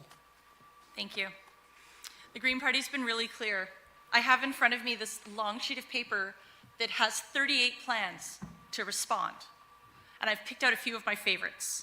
One of them specifically is to establish a federal strategic reserve of raw resources, including oil and gas, aluminum, steel, rare earth, potash, and other key resources, and safeguard those jobs that go with them, retaining our critical industrial capacity and support key federal and provincial housing strategies, necessary raw materials needed to protect Canada, and the energy infrastructure and investments that go with it. That one sounds pretty good. There's many things the United States are looking for example, water, land, raw materials, we were just talking about, rare earth minerals, and the growing impacts of climate change will further make it more difficult for the United States to source these materials. If anybody thinks that countries don't invade countries anymore, you haven't been watching the news, and they're definitely looking at us. So 80 years after we defeated it, fascism is once more on the rise. There is no sugarcoating it. This calls on a time for us to mobilize, be ready to fight and endure some sacrifices. We have battled fascism before and we won. And now that it pokes its head out of the dustbin of history, we're going to kick it back into the grave where it belongs. Thank you. Over 45,000 Canadians died for our freedom, democracy and justice while fighting during World War II. They did so in alliance with a community of nations united in the resolve to defeat this fascism. They died protecting our lands, our families, our values, and our way of life. And every day since, millions of us have honored their memory by doing our utmost to live up to the best version of ourselves and improve our country for ourselves and for generations to come. Thank you. Thank you, Mary. David. Please reread. Yeah, you bet. What safeguards will you advocate for to protect Canadian sovereignty, bolster national defense, and safeguard Northeast BC industries, for example, lumber and energy exports, from an unpredictable shifts in the U.S. policy? Well, the same thing that we should have been doing for decades. We should have been preparing for this kind of inevitability for many, many years. Everyone in this room who's old enough to remember even into the 70s knows that this has not been something that has just crept up on us overnight. This has been happening for many, many years, many, many governments. The only way we can protect ourselves at this point in time is to make lots of changes very quickly. You mentioned about the military. Yes, I was in the reserves. My son is in the Reg Forces right now. He's been in for 18 years. And, you know, he's had multiple tours of duty. And I know from him and I know from others that are in the military, friends, our equipment is poor is a nice way to say it. It's not good in any shape, way, or form. And I'm talking any of the equipment they have. We have virtually nothing for heavy artillery or heavy equipment. And they're trying to spend a bunch of money on some F-35 jets that, you know, we may never even see any more than 5 or 6 of them at most. And that's only because we're going to pay a heavy penalty if we cancel the contract. No, but we do need to do a lot, and we need to increase our military inland on Canadian soil quite drastically, quite quickly. If we did that, we could use those military personnel for disaster relief within our own country to help bolster certain things that happen in different areas at different times. To help protect our industry and our resources in this particular area, we need to do the same sort of thing that I mentioned earlier. We need to get the stakeholders together and have them come up with a plan that we can use to help bolster those resources and lumber. Thank you, David.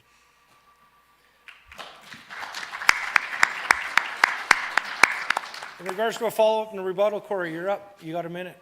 Absolutely. I don't have much to rebut. I mean, I would like to encourage you guys to look at our situation.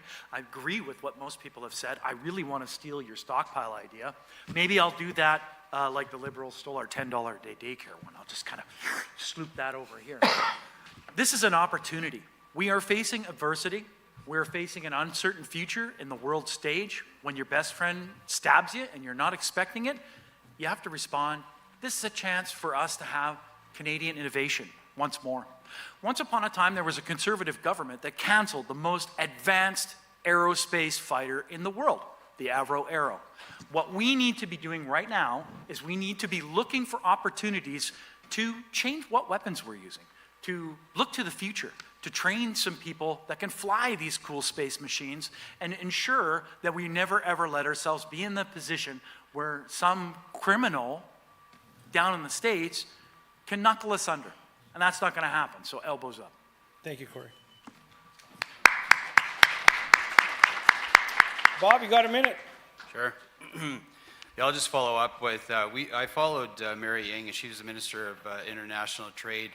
Originally, Trudeau had made the promise they were going to get a soft lumber agreement. Obama showed up in Ottawa. We were all waiting for this agreement to be signed, and day after day, it never happened, and they flew away. And then really wasn't a topic that she even talked to her American counterparts over for the next 6 years. And that's why we're in the predicament that we're in.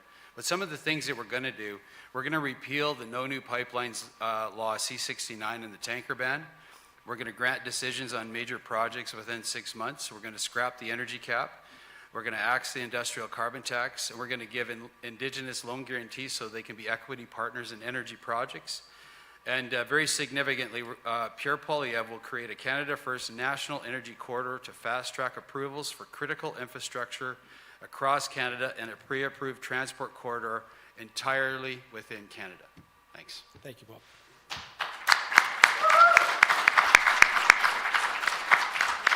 Mary, are you ready? You got a minute? I'm ready. Okay. Thank you. Another point from the 38. So the Green Party proposes creating a common diplomatic and economic front, an economic NATO of sorts, you could call it, with other like-minded democracies such as the EU, the UK, Japan, Australia, South Korea, New Zealand, Norway, Mexico, Brazil, Chile, Colombia, South America, and other nations to establish a red line and put the U.S. administration and key U.S. economic actors on notice about joint retaliatory economic measures against the U.S. to any further encroachments on the sovereignty of any member of this economic bloc. Thank you. Thank you, Mary. David, you got a minute. I don't believe in turning anybody into a criminal, as the NDP and it seems the Greens are trying to say. I don't believe he's a criminal. I don't believe the U.S. is a big, huge criminal. They're trying to do what they feel is right for their country at this point in time, and I wish we would have done it a lot sooner for ourselves. We need to look at things that are good for us today, but also good for us in the future. And if we go around joining forces with these world governing organizations, which there are far more and far too many already, we're just going to get ourselves in a lot more trouble than we're already in. Thank you, David. Well, this is where you guys get involved. Let's have some fun. We have time for 4 questions. We're going to work both sides. We're going to actually start on this side of the building, and then we're going to work on that side of the building, and we're going to allow them the same response time. That's 2 minutes with a 1-minute rebuttal. So we're going to work this side. We're going to work that side. Who would like to ask a question to all of the candidates here tonight? Derek, who's got the mic? You got 1 minute to ask your question. And Ben, do we have the ability to put that up on the big screen, that 1 minute? My question is this. Although the Online Harms Act, Bill C-63, did not become law, it is possible that a similar bill regulating online speech may be reintroduced during the next Parliament. Will your party commit to upholding the right to free speech in Canada by refusing to introduce or support similar legislation censoring Canadians? Bob, you're up. Yeah, good question, Maya. We opposed the censorship efforts of the past Liberal government wholeheartedly. We voted against both bills, C-18 and C-11. I saw firsthand at the efforts that even Big Tech was trying to censor Canadians as a former chair of the Access to Information, Privacy and Ethics Committee. We saw what this Liberal government did with the Emergencies Act. In Ottawa, shamefully, what Canadians were just protesting and should have the freedom to protest peacefully to do. They have the right to do that. And what the federal government did and the Prime Minister did was not good. And he's trying to legislate it and make the CRTC basically an entity that, the way it's set up right now, maybe I'll just be a bit more frank, is the Prime Minister going to decide if one particular word or a particular sentence is offensive to himself, and he can tell the CRTC, I don't like that language, and he can strip it off of social media platforms by just talking to the CRTC and demanding that they do that. This isn't what I think many of our family members that fought and died for in this country for freedom. They certainly didn't fight to be censored by their government in Canada. So no, I would not support any type of censorship measures, Maya, and I'll leave it at that. Thank you. Thank you, Bob. Mary, are you okay to answer this? You got 2 minutes. Thank you. It's one of those great things about Canadians is the ability to be democratic and say what we have to say and share it in public platforms. And I think censorship is something that we need to be really careful with. I feel like the cancel culture that we're existing in this world right now, where we'll swing from one side to another, and perhaps if you're dealing with an older person who might say something that isn't exactly the way you want to hear it, doesn't discount them as having a really valid point. But we need to move them forward with us in a really gentle way and still hear what they have to say, even if I might not disagree with what David says sometimes. I don't think that there should be a place for the government to tell us what we should be able to say and how we should be able to say it. There should be a free place for all Canadians to be able to express ourselves and be heard no matter who we are. And that includes children in care, prisoners, folks with disabilities and invisible disabilities, folks that are not necessarily heard, and of course Indigenous voices. So I'd like to hear all of the voices, not just the ones that want to be heard or have the money to be heard. Thank you. Thank you, Mary. David. Yes, we would oppose and actively work against any sort of legislation that limits free speech. In fact, our own proposals put us forward, and we want to narrow the focus of the laws that are in place already and reduce their to actually threats of violence as opposed to just merely words or thoughts from people. Free speech is an important thing, and it's integral to any society, but it's especially integral to a democratic society like ours, where we believe that everyone should have a right to say things, and without saying those things, they're never going to be heard sometimes. Thank you, David. Corey. Okay, here we go. Donald Trump is a convicted criminal. He's also a sex offender. That's what I was talking about. There you go. Now you know. Free speech does not eliminate personal responsibility. You guys seem to think that you don't have free speech. Of course you do. You have free speech all you want.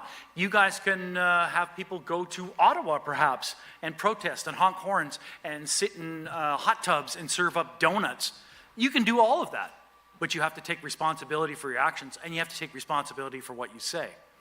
one of the candidates up here, myself, I've had people veil threaten me that they're going to attack me. They've posted pictures of my family online. Ridiculous, outrageous. They should be held accountable. There should be rules for that. You know what? You say whatever you want, but you're going to have to pay for it, and you're going to have to take responsibility for that. That's part of being Canadian, is being responsible. And that'll stop the idiots from just verbal diarrhea. When you have to start to think that there's going to be consequences to what you say, that someone is going to fact check you to ensure what you're saying is actually true, this is what we need, and this is what we have in the country. The guys that are complaining about it are the ones that like to skirt the issues. They like to fudge it a little bit. Well, I didn't really mean that. We weren't inciting violence. Well, of course you were. We saw it. It was there in front of everybody. And so when you start fudging it and you start worrying about, we don't have free speech, you do. You just have to be held accountable for what it is. You want to talk about free speech and responsibility? Let's talk about Pierre Poilievre. 4-question Jeff. This guy will only take 4 questions from chosen media at a given point. He's too scared to travel with media from anywhere else other than maybe Brian Lilly, but that's because Brian hangs out with some conservative chicks, I heard. But there it is. Check it out. Thank you, Corey. So we got a 1-minute response or rebuttal. Bob, you're up. Yeah, I guess I would just go back to Maya's question about really relates to the Online Harms Act and and censorship. So we support free speech, and I guess maybe I'll go back to an example when I was chair of the ethics committee. I coined the term the digital public square, and that public square should be free to voice what you want to voice on those platforms without threat of being censored and suppressed. Now, certainly some of the language that is given there and put on some of these social media platforms, they've addressed and I guess they manage that language, but when entire political parties and political movements are censored and throttled down, in essence, only so many viewers are going to see those posts as opposed to other political movements that are not throttled down. To me, that's wrong. We need to preserve that public square for what it is. Keep the bullies away from suppressing that free speech that's within that public square, and I'll leave it at that. Thank you, Bob. Mary.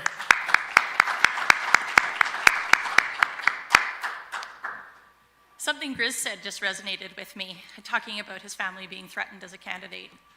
I'd like to recognize all the candidates that are up here today, how truly brave it is for them to come up and be a part of this process. And we received an email as candidates from CSIS and the RCMP warning us about the increased threat level to us as individual candidates. As a single female candidate cruising around in my car, sometimes sleeping in it, and visiting with people and making new friends, I was warned off the campaign by other candidates, nobody here, saying that, you really should have a safety plan in place. Well, I think you're my safety plan. The people who live here, we are the front line of being the difference between love and hate, and the Green Party is only to eliminate hate. Let's work on loving each other better. Thank you. Yeah, here, here. Thank you, Mary. David. I would just say, yes, we do need to take care of each and every one of us. We do need to be responsible for what we say. We do need to be responsible for what we do. But this is life. This isn't just new to us. It's always been this way. For our parents, our grandparents, our great-grandparents, this is what life has always been. And we need to proceed with life instead of trying to always cast others in a bad light. Thank you, David.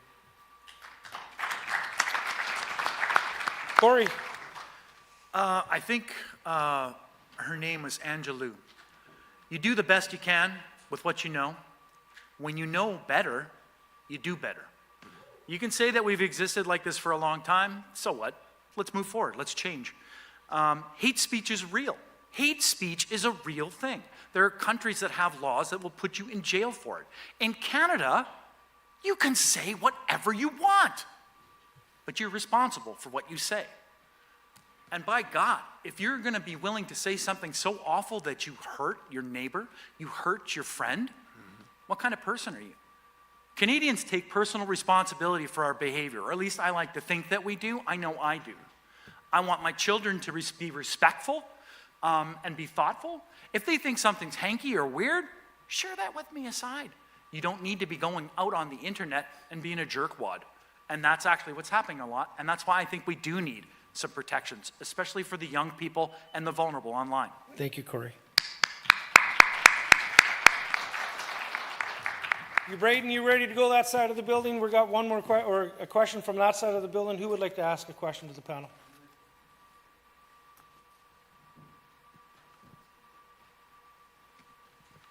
With the governments that appoint senators, judges across Canada, what checks and boundaries do those that have the right to speak up not being heard because of the way the laws are written? What do you think can be improved? Thank you. Mary, you're up. Whew. I'm just writing down your question. Thank you very much for it. It's a challenge. And sometimes when you're first time doing this, I don't necessarily have a really great answer to give you. So I'm going to go as close as I can, and I'd love to talk to you more about it later. And you can tell me specifically some examples where you're driving at so I can learn more from your question, and I appreciate it. When it comes to laws and checks and boundaries, one of the ones that I'm really interested in right now is the Expropriation Act and what's been used out with Site C and the communities in Hudson Hope.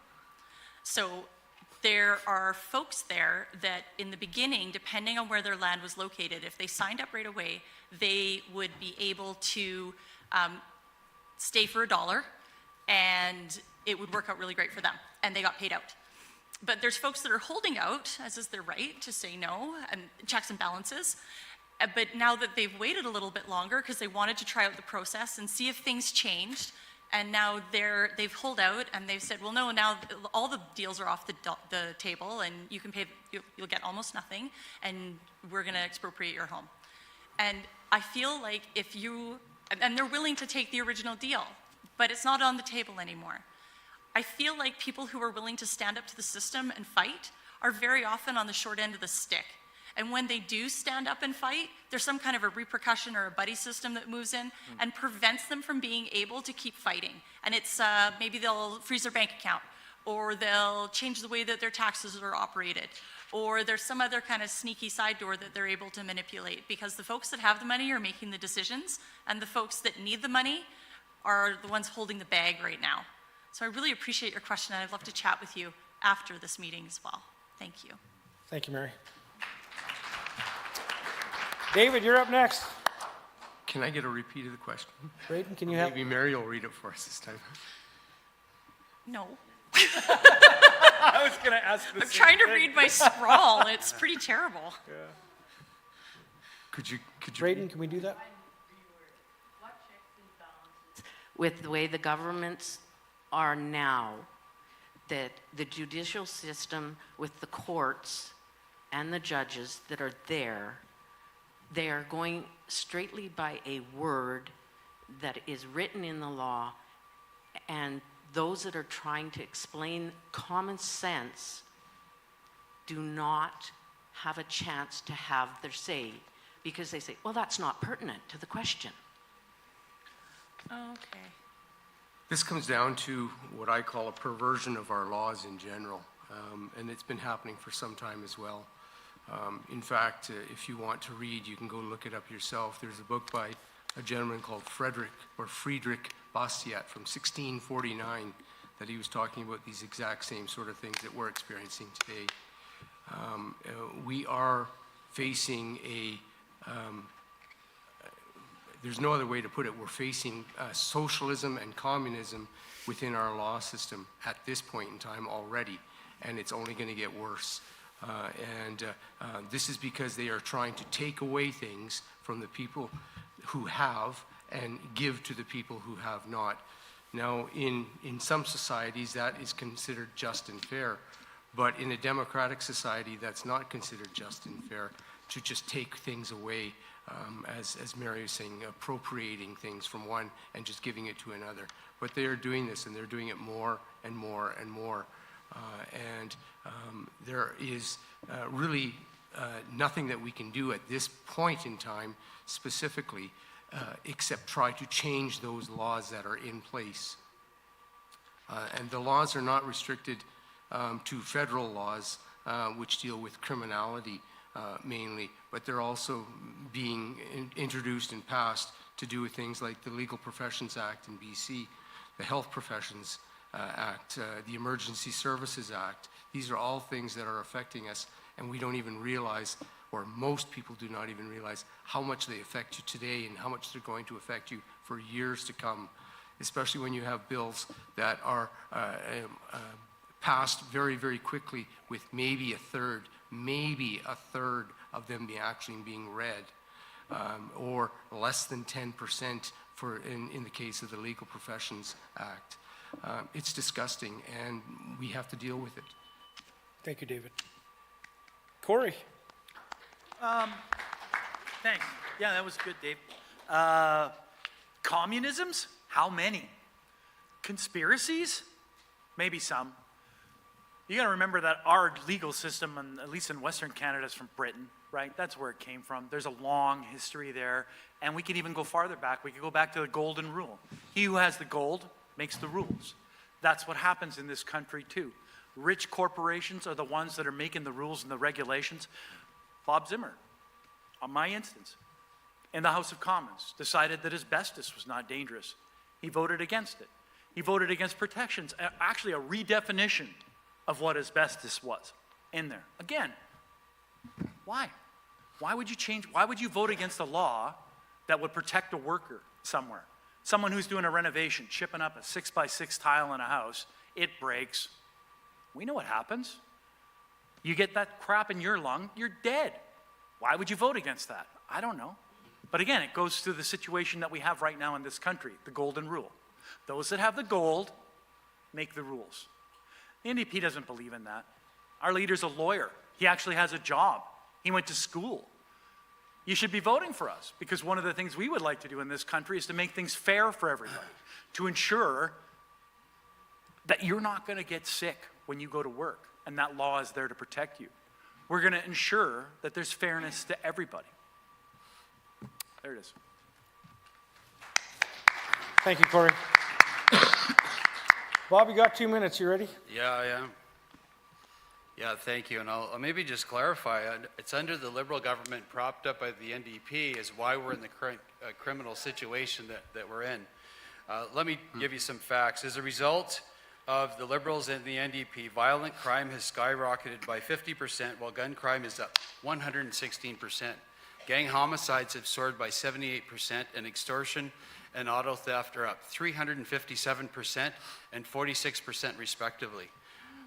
Human trafficking has skyrocketed by 84%, and a shocking 85% of guns seized in Toronto are traced back to the U.S., fueling a rise in gun violence across the country. Meanwhile, fentanyl has killed more than 50,000 Canadians, more than died fighting for Canada in the Second World War. Have I said enough? Yeah. I mean, this is, and you talk about the checks and balances. The way the judiciary usually works, it looks at what the federal government, the direction it's going.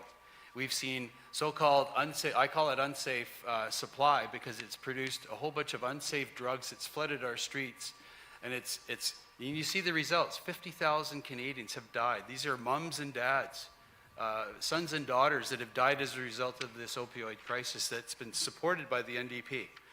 I think the checks and balances are there. What we're looking at getting into government and changing the direction of where that government is going, and the judiciary, I'm sure will follow, but we have some work to do indeed. I'll say this one last part. We saw Bill C-21, this is back in a previous parliament, we saw what cracked down on law-abiding firearms owners. Within 2 days, the Liberal government brought in C-22. Guess what it did? It lessened the consequences for crimes like firearms-related crimes. Does that make sense to you? It doesn't to me. Thank you. Thank you, Bob.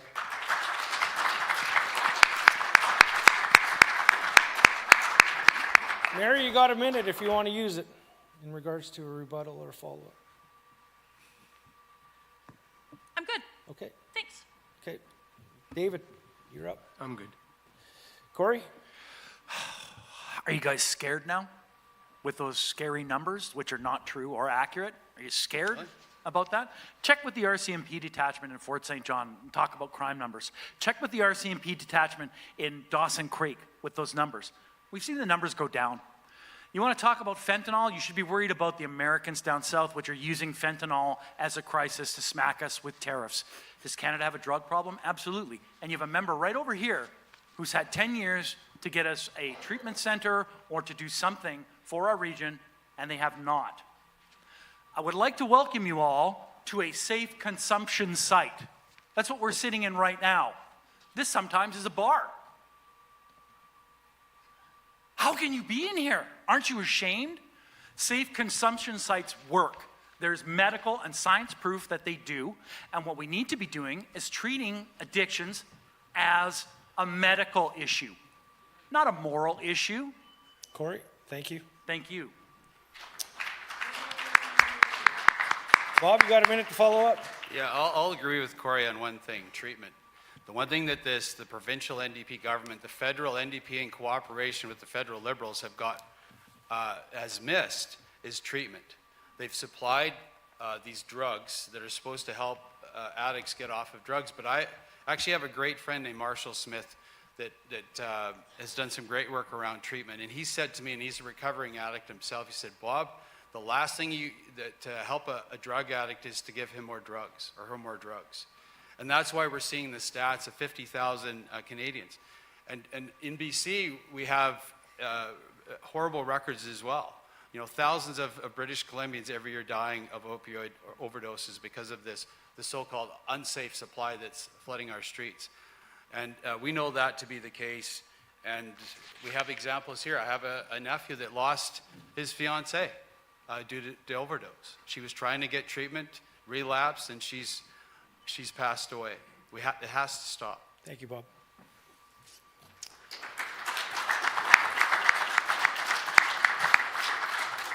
So one more question from this side of the room here. Who would like to ask a question to the panel? Derek?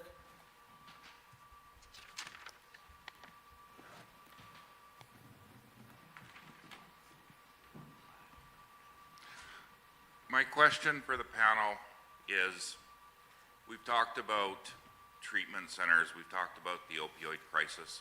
Yeah.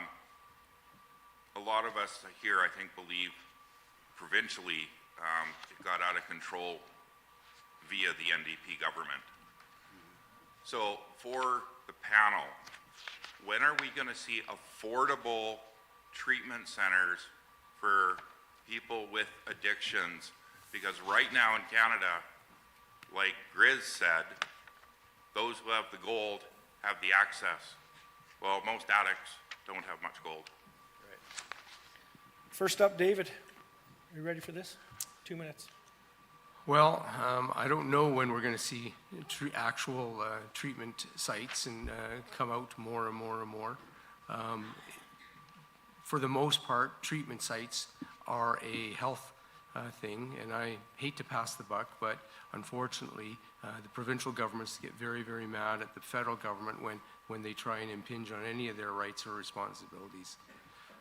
That being said, I would like to see it sooner than later, especially in some areas. There's some areas that I grew up in Vancouver, and honestly, I don't think I know anybody who would accept it if they know a lot of people in those areas who would even walk down there by themselves anymore. It's really, really bad. And it's getting that way in all the communities, all across Canada. I've been to many of them over the years, and it's just gotten worse and worse and worse. Even in Fort St. John, you see it happening here now as well. Dawson Creek, Prince George, all over the place. I hate it, and I really dislike it. What the PPC has suggested is that we would move out of certain tax areas and make those funds available for the provincial governments to address certain issues like those specific type of things. Thank you, David. Corey, you're next. 2 minutes. Here we go. You have a candidate up here who's been representing this riding for over 10 years. Where is the beef? Where is it? You know, you have the NDP in Ottawa, 25 members. 25 members of parliament sitting in there, and we can get you dental care. We can get you diabetes medicine. Even though we're fighting against two of the parties that have held power in this country since Confederation. Ask the fellow that was sitting in there for you. I can't honestly tell you when we're going to get one, but I've been advocating for one for years. Most addicts die alone. And they don't die alone because, hey man, doing my drugs alone is cool. They die alone because we as a society and as a group of people have decided to make it shameful that they have an addiction, that they feel judged that they have an addiction, that they need to keep it a secret. Safe consumption sites work. What we need to change is our perception of reality, and we need to stop telling people what they're doing is wrong. What we need to do is heal them. Bob's talking about like opioids, like, oh, you know, we're just going to slam 50 kilograms of opioids into somebody. That's what he's making it sound like. He's making it sound like you tripped over syringes when you came into this theater. You didn't. You have not done that. Have you seen a needle on the street? Yeah, probably. But that's not new. It's not something that we should be afraid of.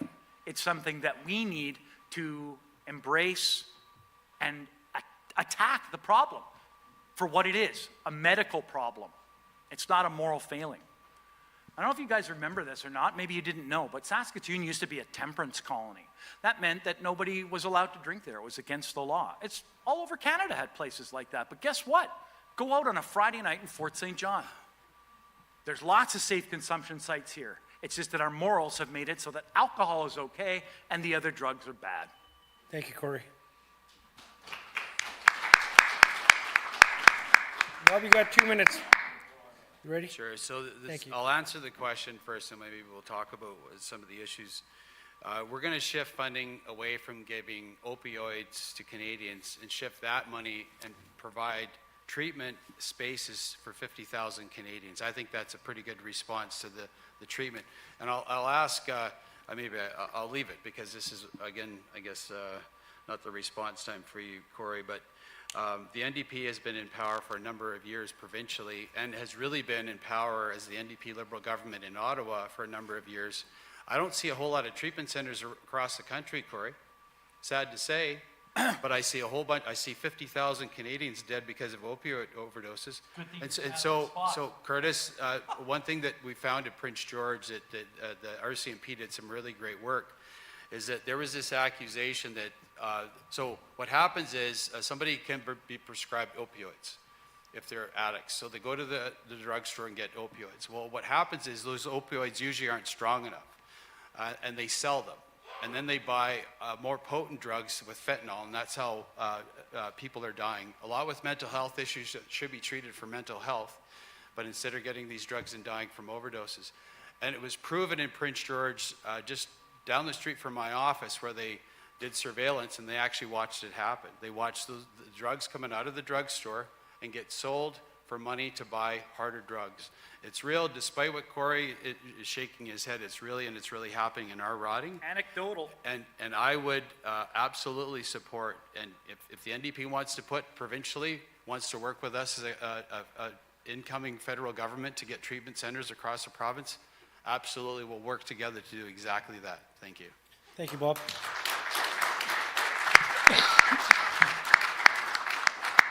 Mary, you got 2 minutes. I had my 2 minutes. Don't I have 1 minute now? Yeah, that'd be Oh, yeah, let's go back to the rebuttal. nice. She's winning. Mary, you got a And minute. I really, Mary, you got a minute. Thank you. I'm like loving your drama teacher wife because I could watch you talk all day. Oh, thanks. That's fantastic. Nice. But on this one, I'm going to have to say with Bob talking to folks about the mental issues and how folks are unfortunately using the safer supply to finance their ability to find something else. But we need the 4 pillars to take care of people. We need to take care of them in harm reduction, and safe consumption does work. We need treatment. We need recovery. But How about the traffickers? Like, they're murdering us and they're getting away with it. They need to be treated like the murderers they are, and we need to shut that down. Thank you. In BC, this is the 9-year anniversary of the opioid crisis being released. 15,000 British Columbians, and of that, disproportionately represented by Indigenous people. This is unacceptable, and you can participate in this moment if you like or not. But Bob, I'm so sorry to hear about your nephew. His fiance. His fiance. It's personal. These are people's children and our family members. It is so important that this be addressed. I'm going to invite you for a moment. How many of you have been touched by an opioid crisis death? That's more than I ever want to see in an audience this size. Thank you.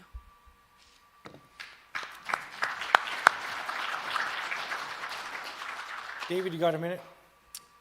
I believe in treatment, but I don't believe that treatment for drug addiction has anywhere near the sustainability and worth as the treatment for the mental side of that addiction.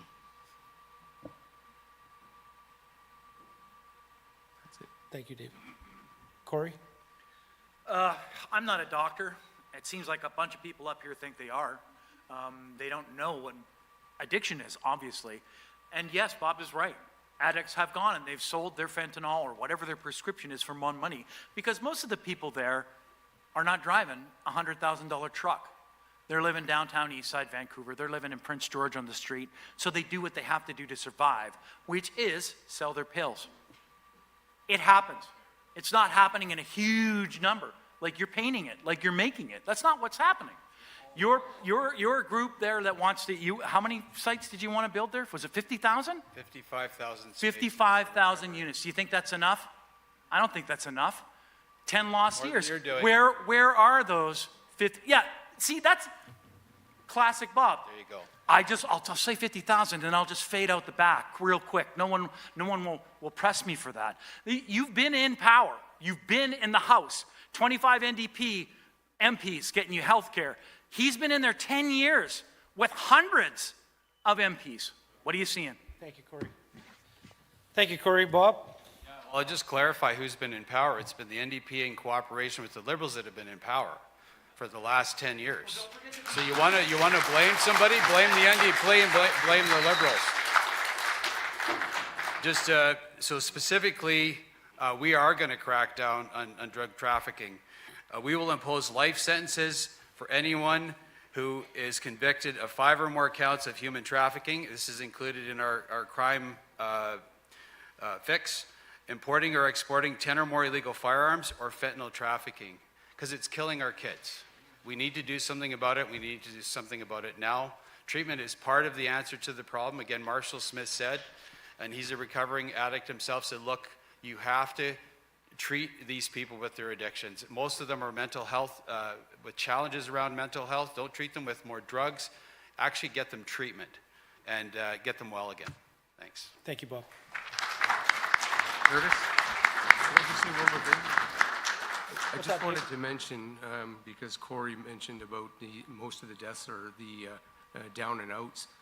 The 2 people that I know who died from overdoses, neither one of them were down and outs. They both had nice homes, they both lived in nice neighborhoods, and they had nice families.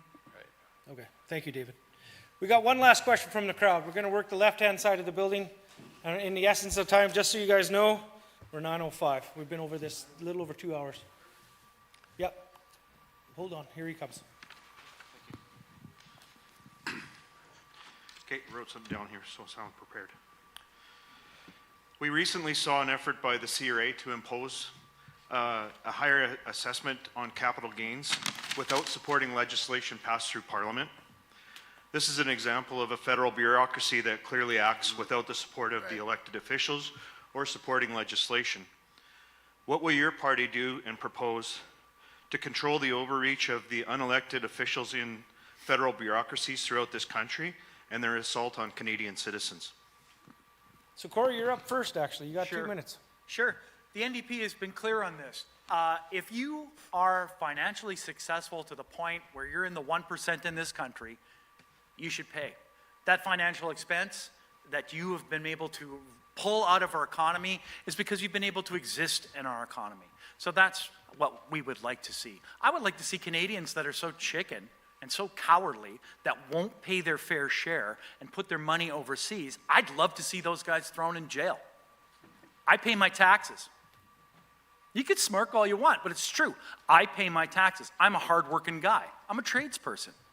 Yet you can have board members from Loblaws or any of the Conservative Party members that are up there in the corporations getting away with paying no taxes whatsoever. Why would we allow that? Why would we allow these people to take that value from our economy, from our resources, and hide it somewhere else? And not penalize them for that when we know who they are. You worry about the CRA and its oversight? The CRA should have more oversight. The CRA should be going up to people's houses and going, ding dong, pay the taxes you owe.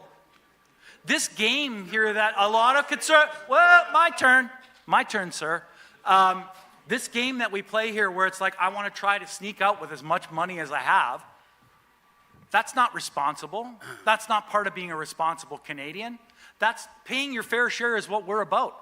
Paying your fair share and ensuring that we have services that everybody can take advantage of no matter what wealthy status they're at. That's what the NDP is about. If you guys want to do that, go work in the Caymans. Go with carbon tax Carney and set up tax havens for your rich buddies. Go do that, right? But the Canadians that I know that work hard, they pay for their fair share because they want a smart, healthy society. Thanks. Thank you, Corey. Bob?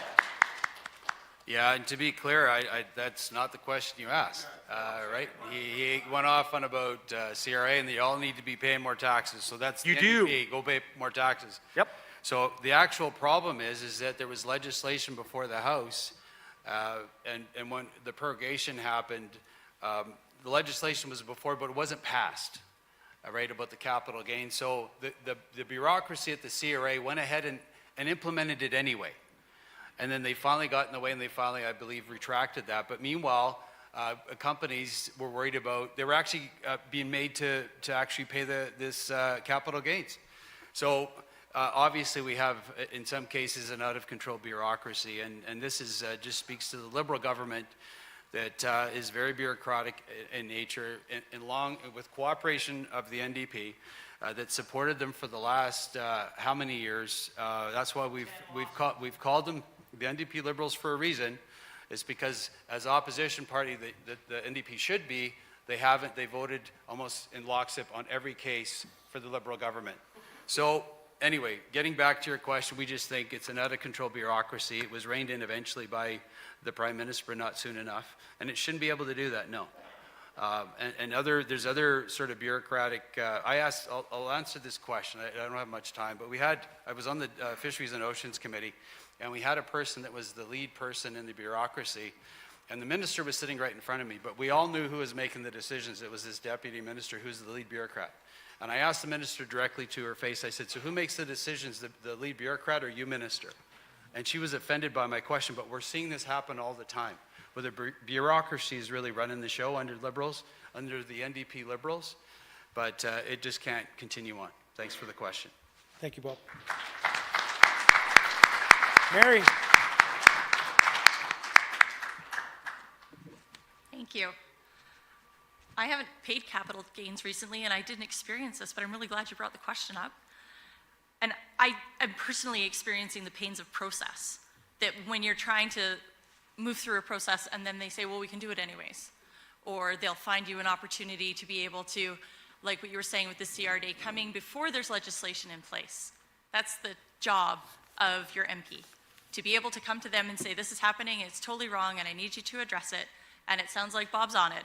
It's been retracted. But that is the work of an MP, and I'm really glad that you bring up things like this, because I didn't know. And there's gonna be lots of things I don't know. And it's up to you to help me learn. Like, keep teaching me about the things I don't know and what's working for you and what's not, and keep telling me, because there's so much, and I need all of your help to make sure that everything is going to be done the way that works best for you, not for the party who's always been in charge. Thank you. Thank you, Mary. David? The bureaucracy in Ottawa is really bad. It is so bad that we can't even imagine. I know other people who've been in Ottawa, and they've told me about some of the horror stories, shall we call them. Basically, I think the easiest way to put it would be like this. You have a new MP who goes into an office in Ottawa, and the first day they're in there, they introduce to their staff. Could be a staff of 5, or it could be a staff of 10, who knows. And they all have assigned duties, and they're basically gatekeepers, and they're going to stop anyone who they've been told not to talk to you, to stop, and they're going to allow everyone else to let them through. And this is the kind of situation that happens, and it is propagated throughout the entire government. And this is why we have these bureaucrats who have taken over and are taking over more and more and more. We need to significantly reduce the amount of bureaucrats that we have in Ottawa and across the country, actually, for that matter. When you look at approximately 5 million bureaucrats doing administrative work in this country alone, that's kind of ridiculous. That's at all levels of government everywhere. That is extremely ridiculous. Thank you, David. Well, Corey, you want to use your 1 minute rebuttal? Oh, absolutely. Well, there you go. I think I must have misheard your question. I think that's what happened there. Bureaucracy is bureaucracy. It is what it is. We need to have the people in the office to administer stuff. If we didn't, you'd eat a poisoned steak that had E. coli in it. If we didn't have inspectors to make sure that your underwear was stretched properly, they would be uncomfortable. Any of these jobs that we have are called bureaucracy. It's important. They're good paying jobs too, by the way. And I don't think we should be taking away a whole bunch of them. I think what we could do is trim some fat. I think that there are places where we definitely need bureaucracy, especially when we get into the health area, when we have to make sure that we do inspections for safety, that kind of stuff. With a Conservative government or the PPC, you could open a can of food if they cut all the inspectors, and you could be sick. All of these kinds of things need to be done, and that's part of what government does. Is there too many? Yeah, probably. But you know what? There's bigger problems, like tax cheats and people who take your money outside of this country. So there it is. Okay, thank you, Corey. Bob, you got a minute? Yeah, you bet. Yeah, and I just wanted to be very clear. There's good bureaucrats. I know there's some in the room even tonight that I've worked with and do their job extremely well. And I think we owe them our gratitude. One thing our office does often is we have constituents that come in with a passport issue or a CRA issue. Sorry, I have a cough. With CRA issues. And we bring their issues and ask those questions and represent them to CRA. And often we've had people helped. I still won't forget this one a senior gentleman, he had owed $40,000. And it was because of this snowball effect, because he had missed this one particular issue. Well, we got them to go back to that one particular issue, realized it was a really small thing, and he came into our office in tears because it had been wiped clean. His debt had been paid, right? And it was just because we got involved. It was what an MP office should do, absolutely. And it's one of those things as a moment, as a member of parliament, it really makes your day enjoyable. So that's one thing we do. And, Bob, thank you, Bob. Thanks, Curtis.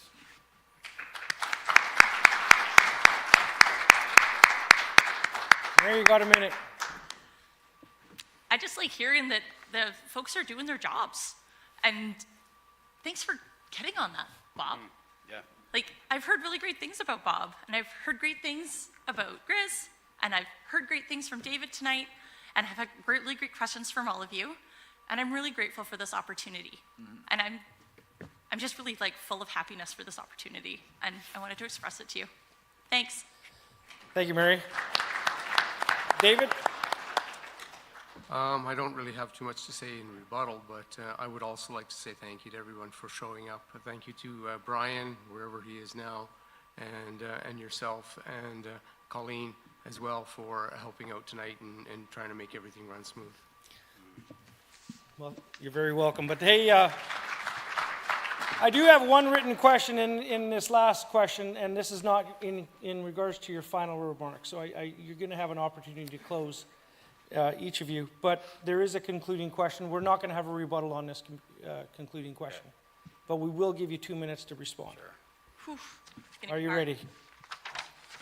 The concluding question, if there is time. So I guess there's time. We're going to do that. Colleen wrote that down so I wouldn't mess that up. And I was like, oh, God, here we go.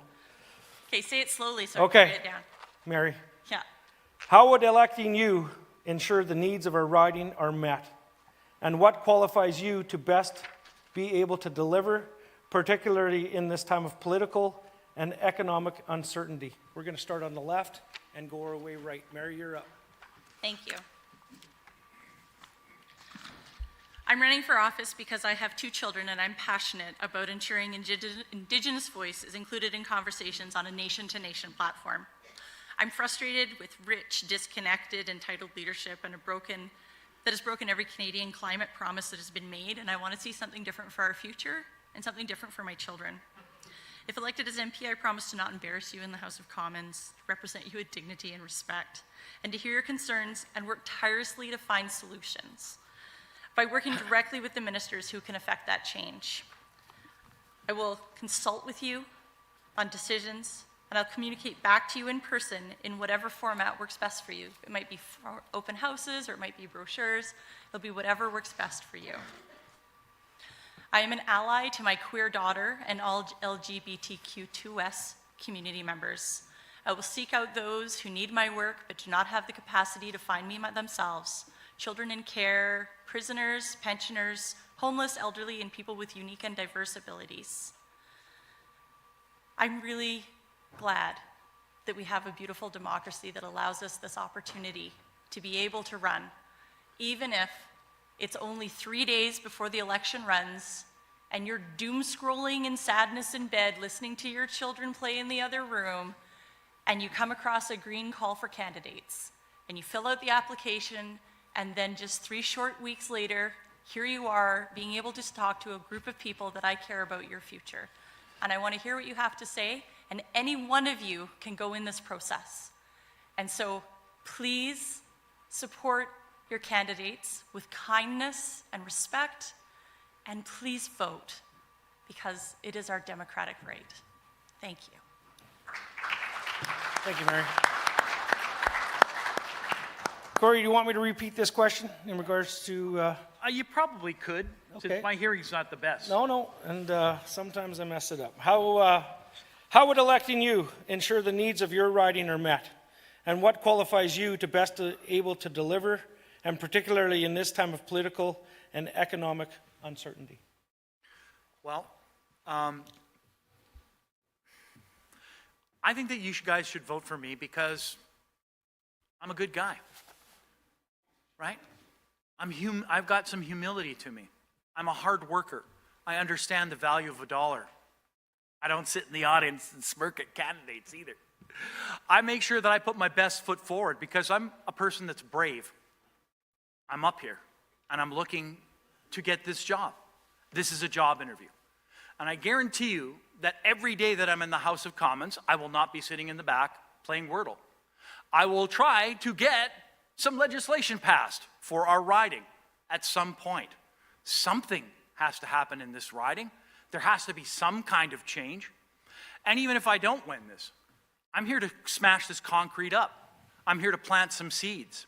I've already spoken to young people in this riding that are talking about moving away because they don't like the opportunities that are being presented here by a member that doesn't represent them.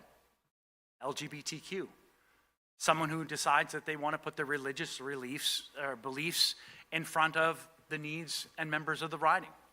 Here's the other reason you should vote for me. I promise you that I will never block you on social media. I promise you right now that if you go to my Facebook page, my phone number's on there. Use it. Call me. Ask me a question. Do it in person. I am the only candidate that I know of that is actually in the community forums answering questions and being harassed for just being an NDP person. I would ask you for the opportunity to represent this beautiful riding and to work my ass off every day for you guys. That's why you should vote for me. Thank you, Corey. David? I believe a major part of the problem we have in Canada today stems from our top-down political party type of system, where most of the people at the top in those parties decide what's going to take place, when, where, and for how long. The PPC wants to change that to a bottom-up type of situation, where the people, you, have more say-so in what is going on and when it goes on. Many people call that populism. We just call it common sense because it literally is common sense. You as an individual should have more rights than us as an individual candidate. We are here to serve you, and that's what I'm promising to do is I'll serve you whatever way I can, in the best way I can. As Corey mentioned, I don't block people. I've been doing this now for 1.5 years already, and I have yet to block anybody. I listen to everybody. I've had people who've said some pretty bad things to me. Yet I listen and I just accept it and I say, oh, well, that's okay. We're all entitled to our own opinions and we're all entitled to think what we want to think. But the thing goes further than that. We have to do it for ourselves, not for me. It's for you, because I'm the one who's going to be working for you. That's why you should vote for me. Thank you, David. Bob, do you want me to repeat the question, or are you good? I think I'm good. Okay. And I want to thank you all for the privilege of being your member of Parliament for the last number of years. Sorry, this cough's still coming back. But I was born in Dawson Creek to a hardworking mom and dad. My mom's sitting over there, who taught me hard work and ethics and how to treat people right and respect everybody. My dad was a carpenter and taught me the trade, but also just taught me to work hard. And I've been working hard at this job ever since, and it shows. I mean, even though we haven't been in government for the last 10 years, we represent you locally with issues like CRA. You come into our office if it's an immigration issue or passports or any issue really, we're gonna be your representative and try and get that issue resolved. I'm the dad of 4 kids, and my wife is probably, I think she's still working tonight, but my son is sitting over there, David. He wants to be a teacher. He's going to stay locally. My daughter is a wannabe doctor. She's at UNBC and wants to stay in the area and be a doctor. And all that to say is the BC piece is my home. I was, again, born in Dawson Creek. I've been here with the exception of going to school and work. It's our home. And I was saying this to somebody as they were outside in the lobby, you know, it's one thing, somebody that's just moved back over many years, Miss Kirkpatrick, I'm not sure where she's at, but I'd say it's something when you travel away enough, you really appreciate coming home. And you can only really appreciate that if you're not home sometimes. You realize how good it is here. But I can tell you, our leader, Pierre Poilievre, believes in our country and he believes in you as Canadians and believes that we can do better. We can be a prosperous nation that really benefits everybody and all Canadians. And in order for that to really be fully realized, we need to be a majority government. And my time is up, but April 28th, vote Conservative so we can form that majority Conservative government. Thank you. Thank you, Bob.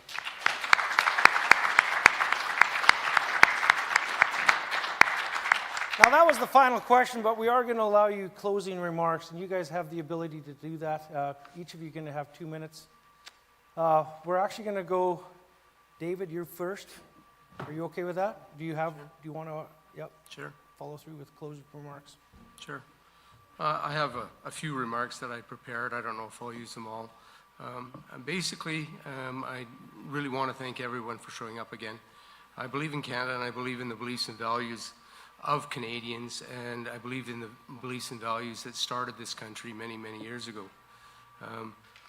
Having said that, I also, as I said earlier, do not believe in party politics, and that's one of the reasons why I'm with the PPC. As an individual and as a candidate who's asking for your support and vote, I believe that elected officials are responsible to you. And I believe that we need to have a smaller, less intrusive government, and I believe that laws should apply to everyone in the country. People are generally fluid in their thoughts and attitudes about many things, and we disagree and agree at many different times over many things. And to me, that's just part of life.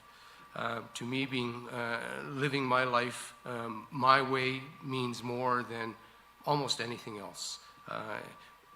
We have opposition from all sides all the times, especially in our positions at this point now where we're candidates.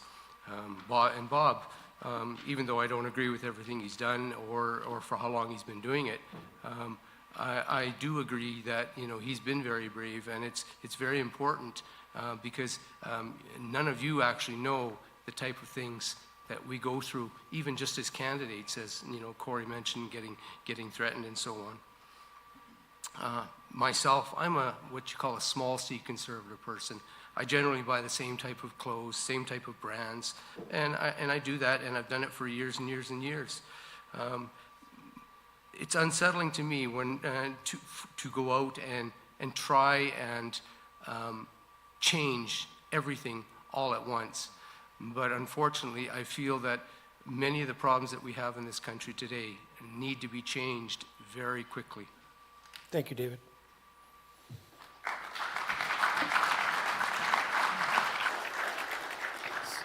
There was no order for this, so Bob, I want you to work on your closing remarks, or Sure. you've got 2 minutes. Okay. Yeah, I don't have much more to add to what we just, excuse me again, talked about. But I think what our leader, I'll maybe, how many have been to a Pierre Poilievre rally? Okay, some of you have. I've introduced him on a number of occasions, and it's a little bit of an interesting thing. There's a lot of people there, and it's a bit nerve-wracking, but I've seen the thousands of people that come into that room, and they're not party members. They're, I remember distinctly one time in Prince Rupert, I met with two former NDP members that came up to me. They wanted to tell me they were former NDP members and they were voting for us this election because Pierre was offering them hope and a possibility of change in the future, so we could see the Canada get to the prosperous nation that it once was and see our country prosperous once again. And I'll maybe close with this. I've heard it many times. They go, Bob, you've got this made, and you win, and it's what's the point? I never see it that way. I always see it as I haven't won the election until we've won it, and that counts on every single one of you going in and filling out a ballot, really for any party up here, the democratic process. But until we've won, we haven't. And that's why we continue to work hard. We put up signs. People, they tell me, Bob, why do you put up so many signs? Or why do you work so hard? Because, again, I've always seen it that way, is that we need to work to earn your respect and earn your vote. And the work just doesn't start when the election happens, but it starts really, day one after a new mandate. That's when the work begins all over again, and we start to get after it. We're asking you to help us form a majority Conservative government this time. There's a lot of work that needs to be done. Our country needs to get back on track. And that really relies on every single one of you going up to that ballot box and putting in your ballot. Thank you. Thank you, Bob. Corey, you ready for your 2-minute closing? You sure? Okay, let's do it. I echo the sentiments of the candidates up here. Thank you so much for taking time out of your night to come out and listen to us speak and present our ideas. I appreciate that. I think that's awesome, and I respect you, and I'm hoping that you will keep an open mind. Bob has a lot of signs. Bob has a lot of money. Bob has some organization. You're not going to see that from us, but I sure hope that you can give us your attention. Because we do have good ideas, and I think that Bob should be listening to those ideas here too, because if he does get reelected, he represents all of us here. And I know he takes the responsibility. I have no personal animosity to Bob. I think Bob's a good guy, and he tries his best. I do, honestly. But I want to give everybody in this riding an opportunity to vote the way that they want to. That's why when I made my first video about us not having a Liberal candidate here, and inviting anybody that would vote Liberal to vote for the NDP, because we have a hug for you. It's waiting here. Because maybe you can't vote Conservative. I didn't know that we have a Liberal candidate until after that. Still, again, this is a job interview, and I would like your votes. We see that that candidate is not here. And if you feel comfortable, you'll be welcome voting NDP in this riding, and I will do my best to represent you. If you're conservative, you can vote conservative, that's fine. That's part of the cool part of this country. Know, though, that if I win, I will represent you as well to the best of my ability. That's a promise I give you right now. Thank you. Thank you, Corey. Mary, 2 minutes. Whew. The adoption of Bill C-12 and the net zero emissions decision to reach a net zero emissions destination by 2050 is now law. This groundbreaking new era of accountability after decades of broken climate promises on the international stage means that we have the policies we need for deep emission cuts as a matter of ecosystem and human survival. Your political identity should not outweigh your membership to the human species. Canada is one of the top 10 emitters of greenhouse gases.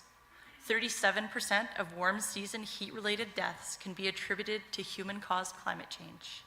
67% of Canadians agree that federal government should make climate actions and protecting nature a priority. My sources for these comments that I've just shared for you come from Canada's Climate Action Network, an organization of 180 Canadian climate-interested groups. My favorite group name is GASP, Grand Others, Acting to Save the Planet. The UN has given the world until 2030 to get ahead of global warming. That's this election. Make sure that your vote counts. Thank you. Thank you very much, Mary. Well, I just looked at my clock. It's 9:32, I think. That kind of wraps it up. And before I thank our candidates for coming tonight, we have a whole bunch of thank yous to do in regards to making this happen. This doesn't happen without a whole bunch of volunteers and support within our local community. So just bear with me here. Moose Media, Adam and Frankie, thank you. The graphics man, Tyson, to making this happen, that big wonderful poster. The Frontier Law, Colleen, keeping me in line. Thank you, Colleen. Eagle Vision, Ben, back in the back. The Fort St. John Systems with Skylar, making sure that the mic worked. The Lido Theater, Brian, what an awesome venue to host this. Thank you, Brian. The Chamber of Commerce, who's always been there for us within our community. And here, as far as I'm concerned, the Fort St. John Petroleum Association for allowing this to happen. It's important. And we have to have this opportunity to hear, listen. Thank you. Advanced voting, it starts this weekend, the 18th, 19th, 20th, 21st. Get to know where it is. Do it. April 28th is actually the voting day. If we took the time to come here today, I would think you would take the time to go and vote. As far as you guys, Bob, David, Corey, and Mary, thank you very much for coming tonight. It was awesome. Thanks Curtis, too. Yeah. Thank you. That wraps it up. Thank you very much for coming. Have a great night, and thank you for your patience. Thank you.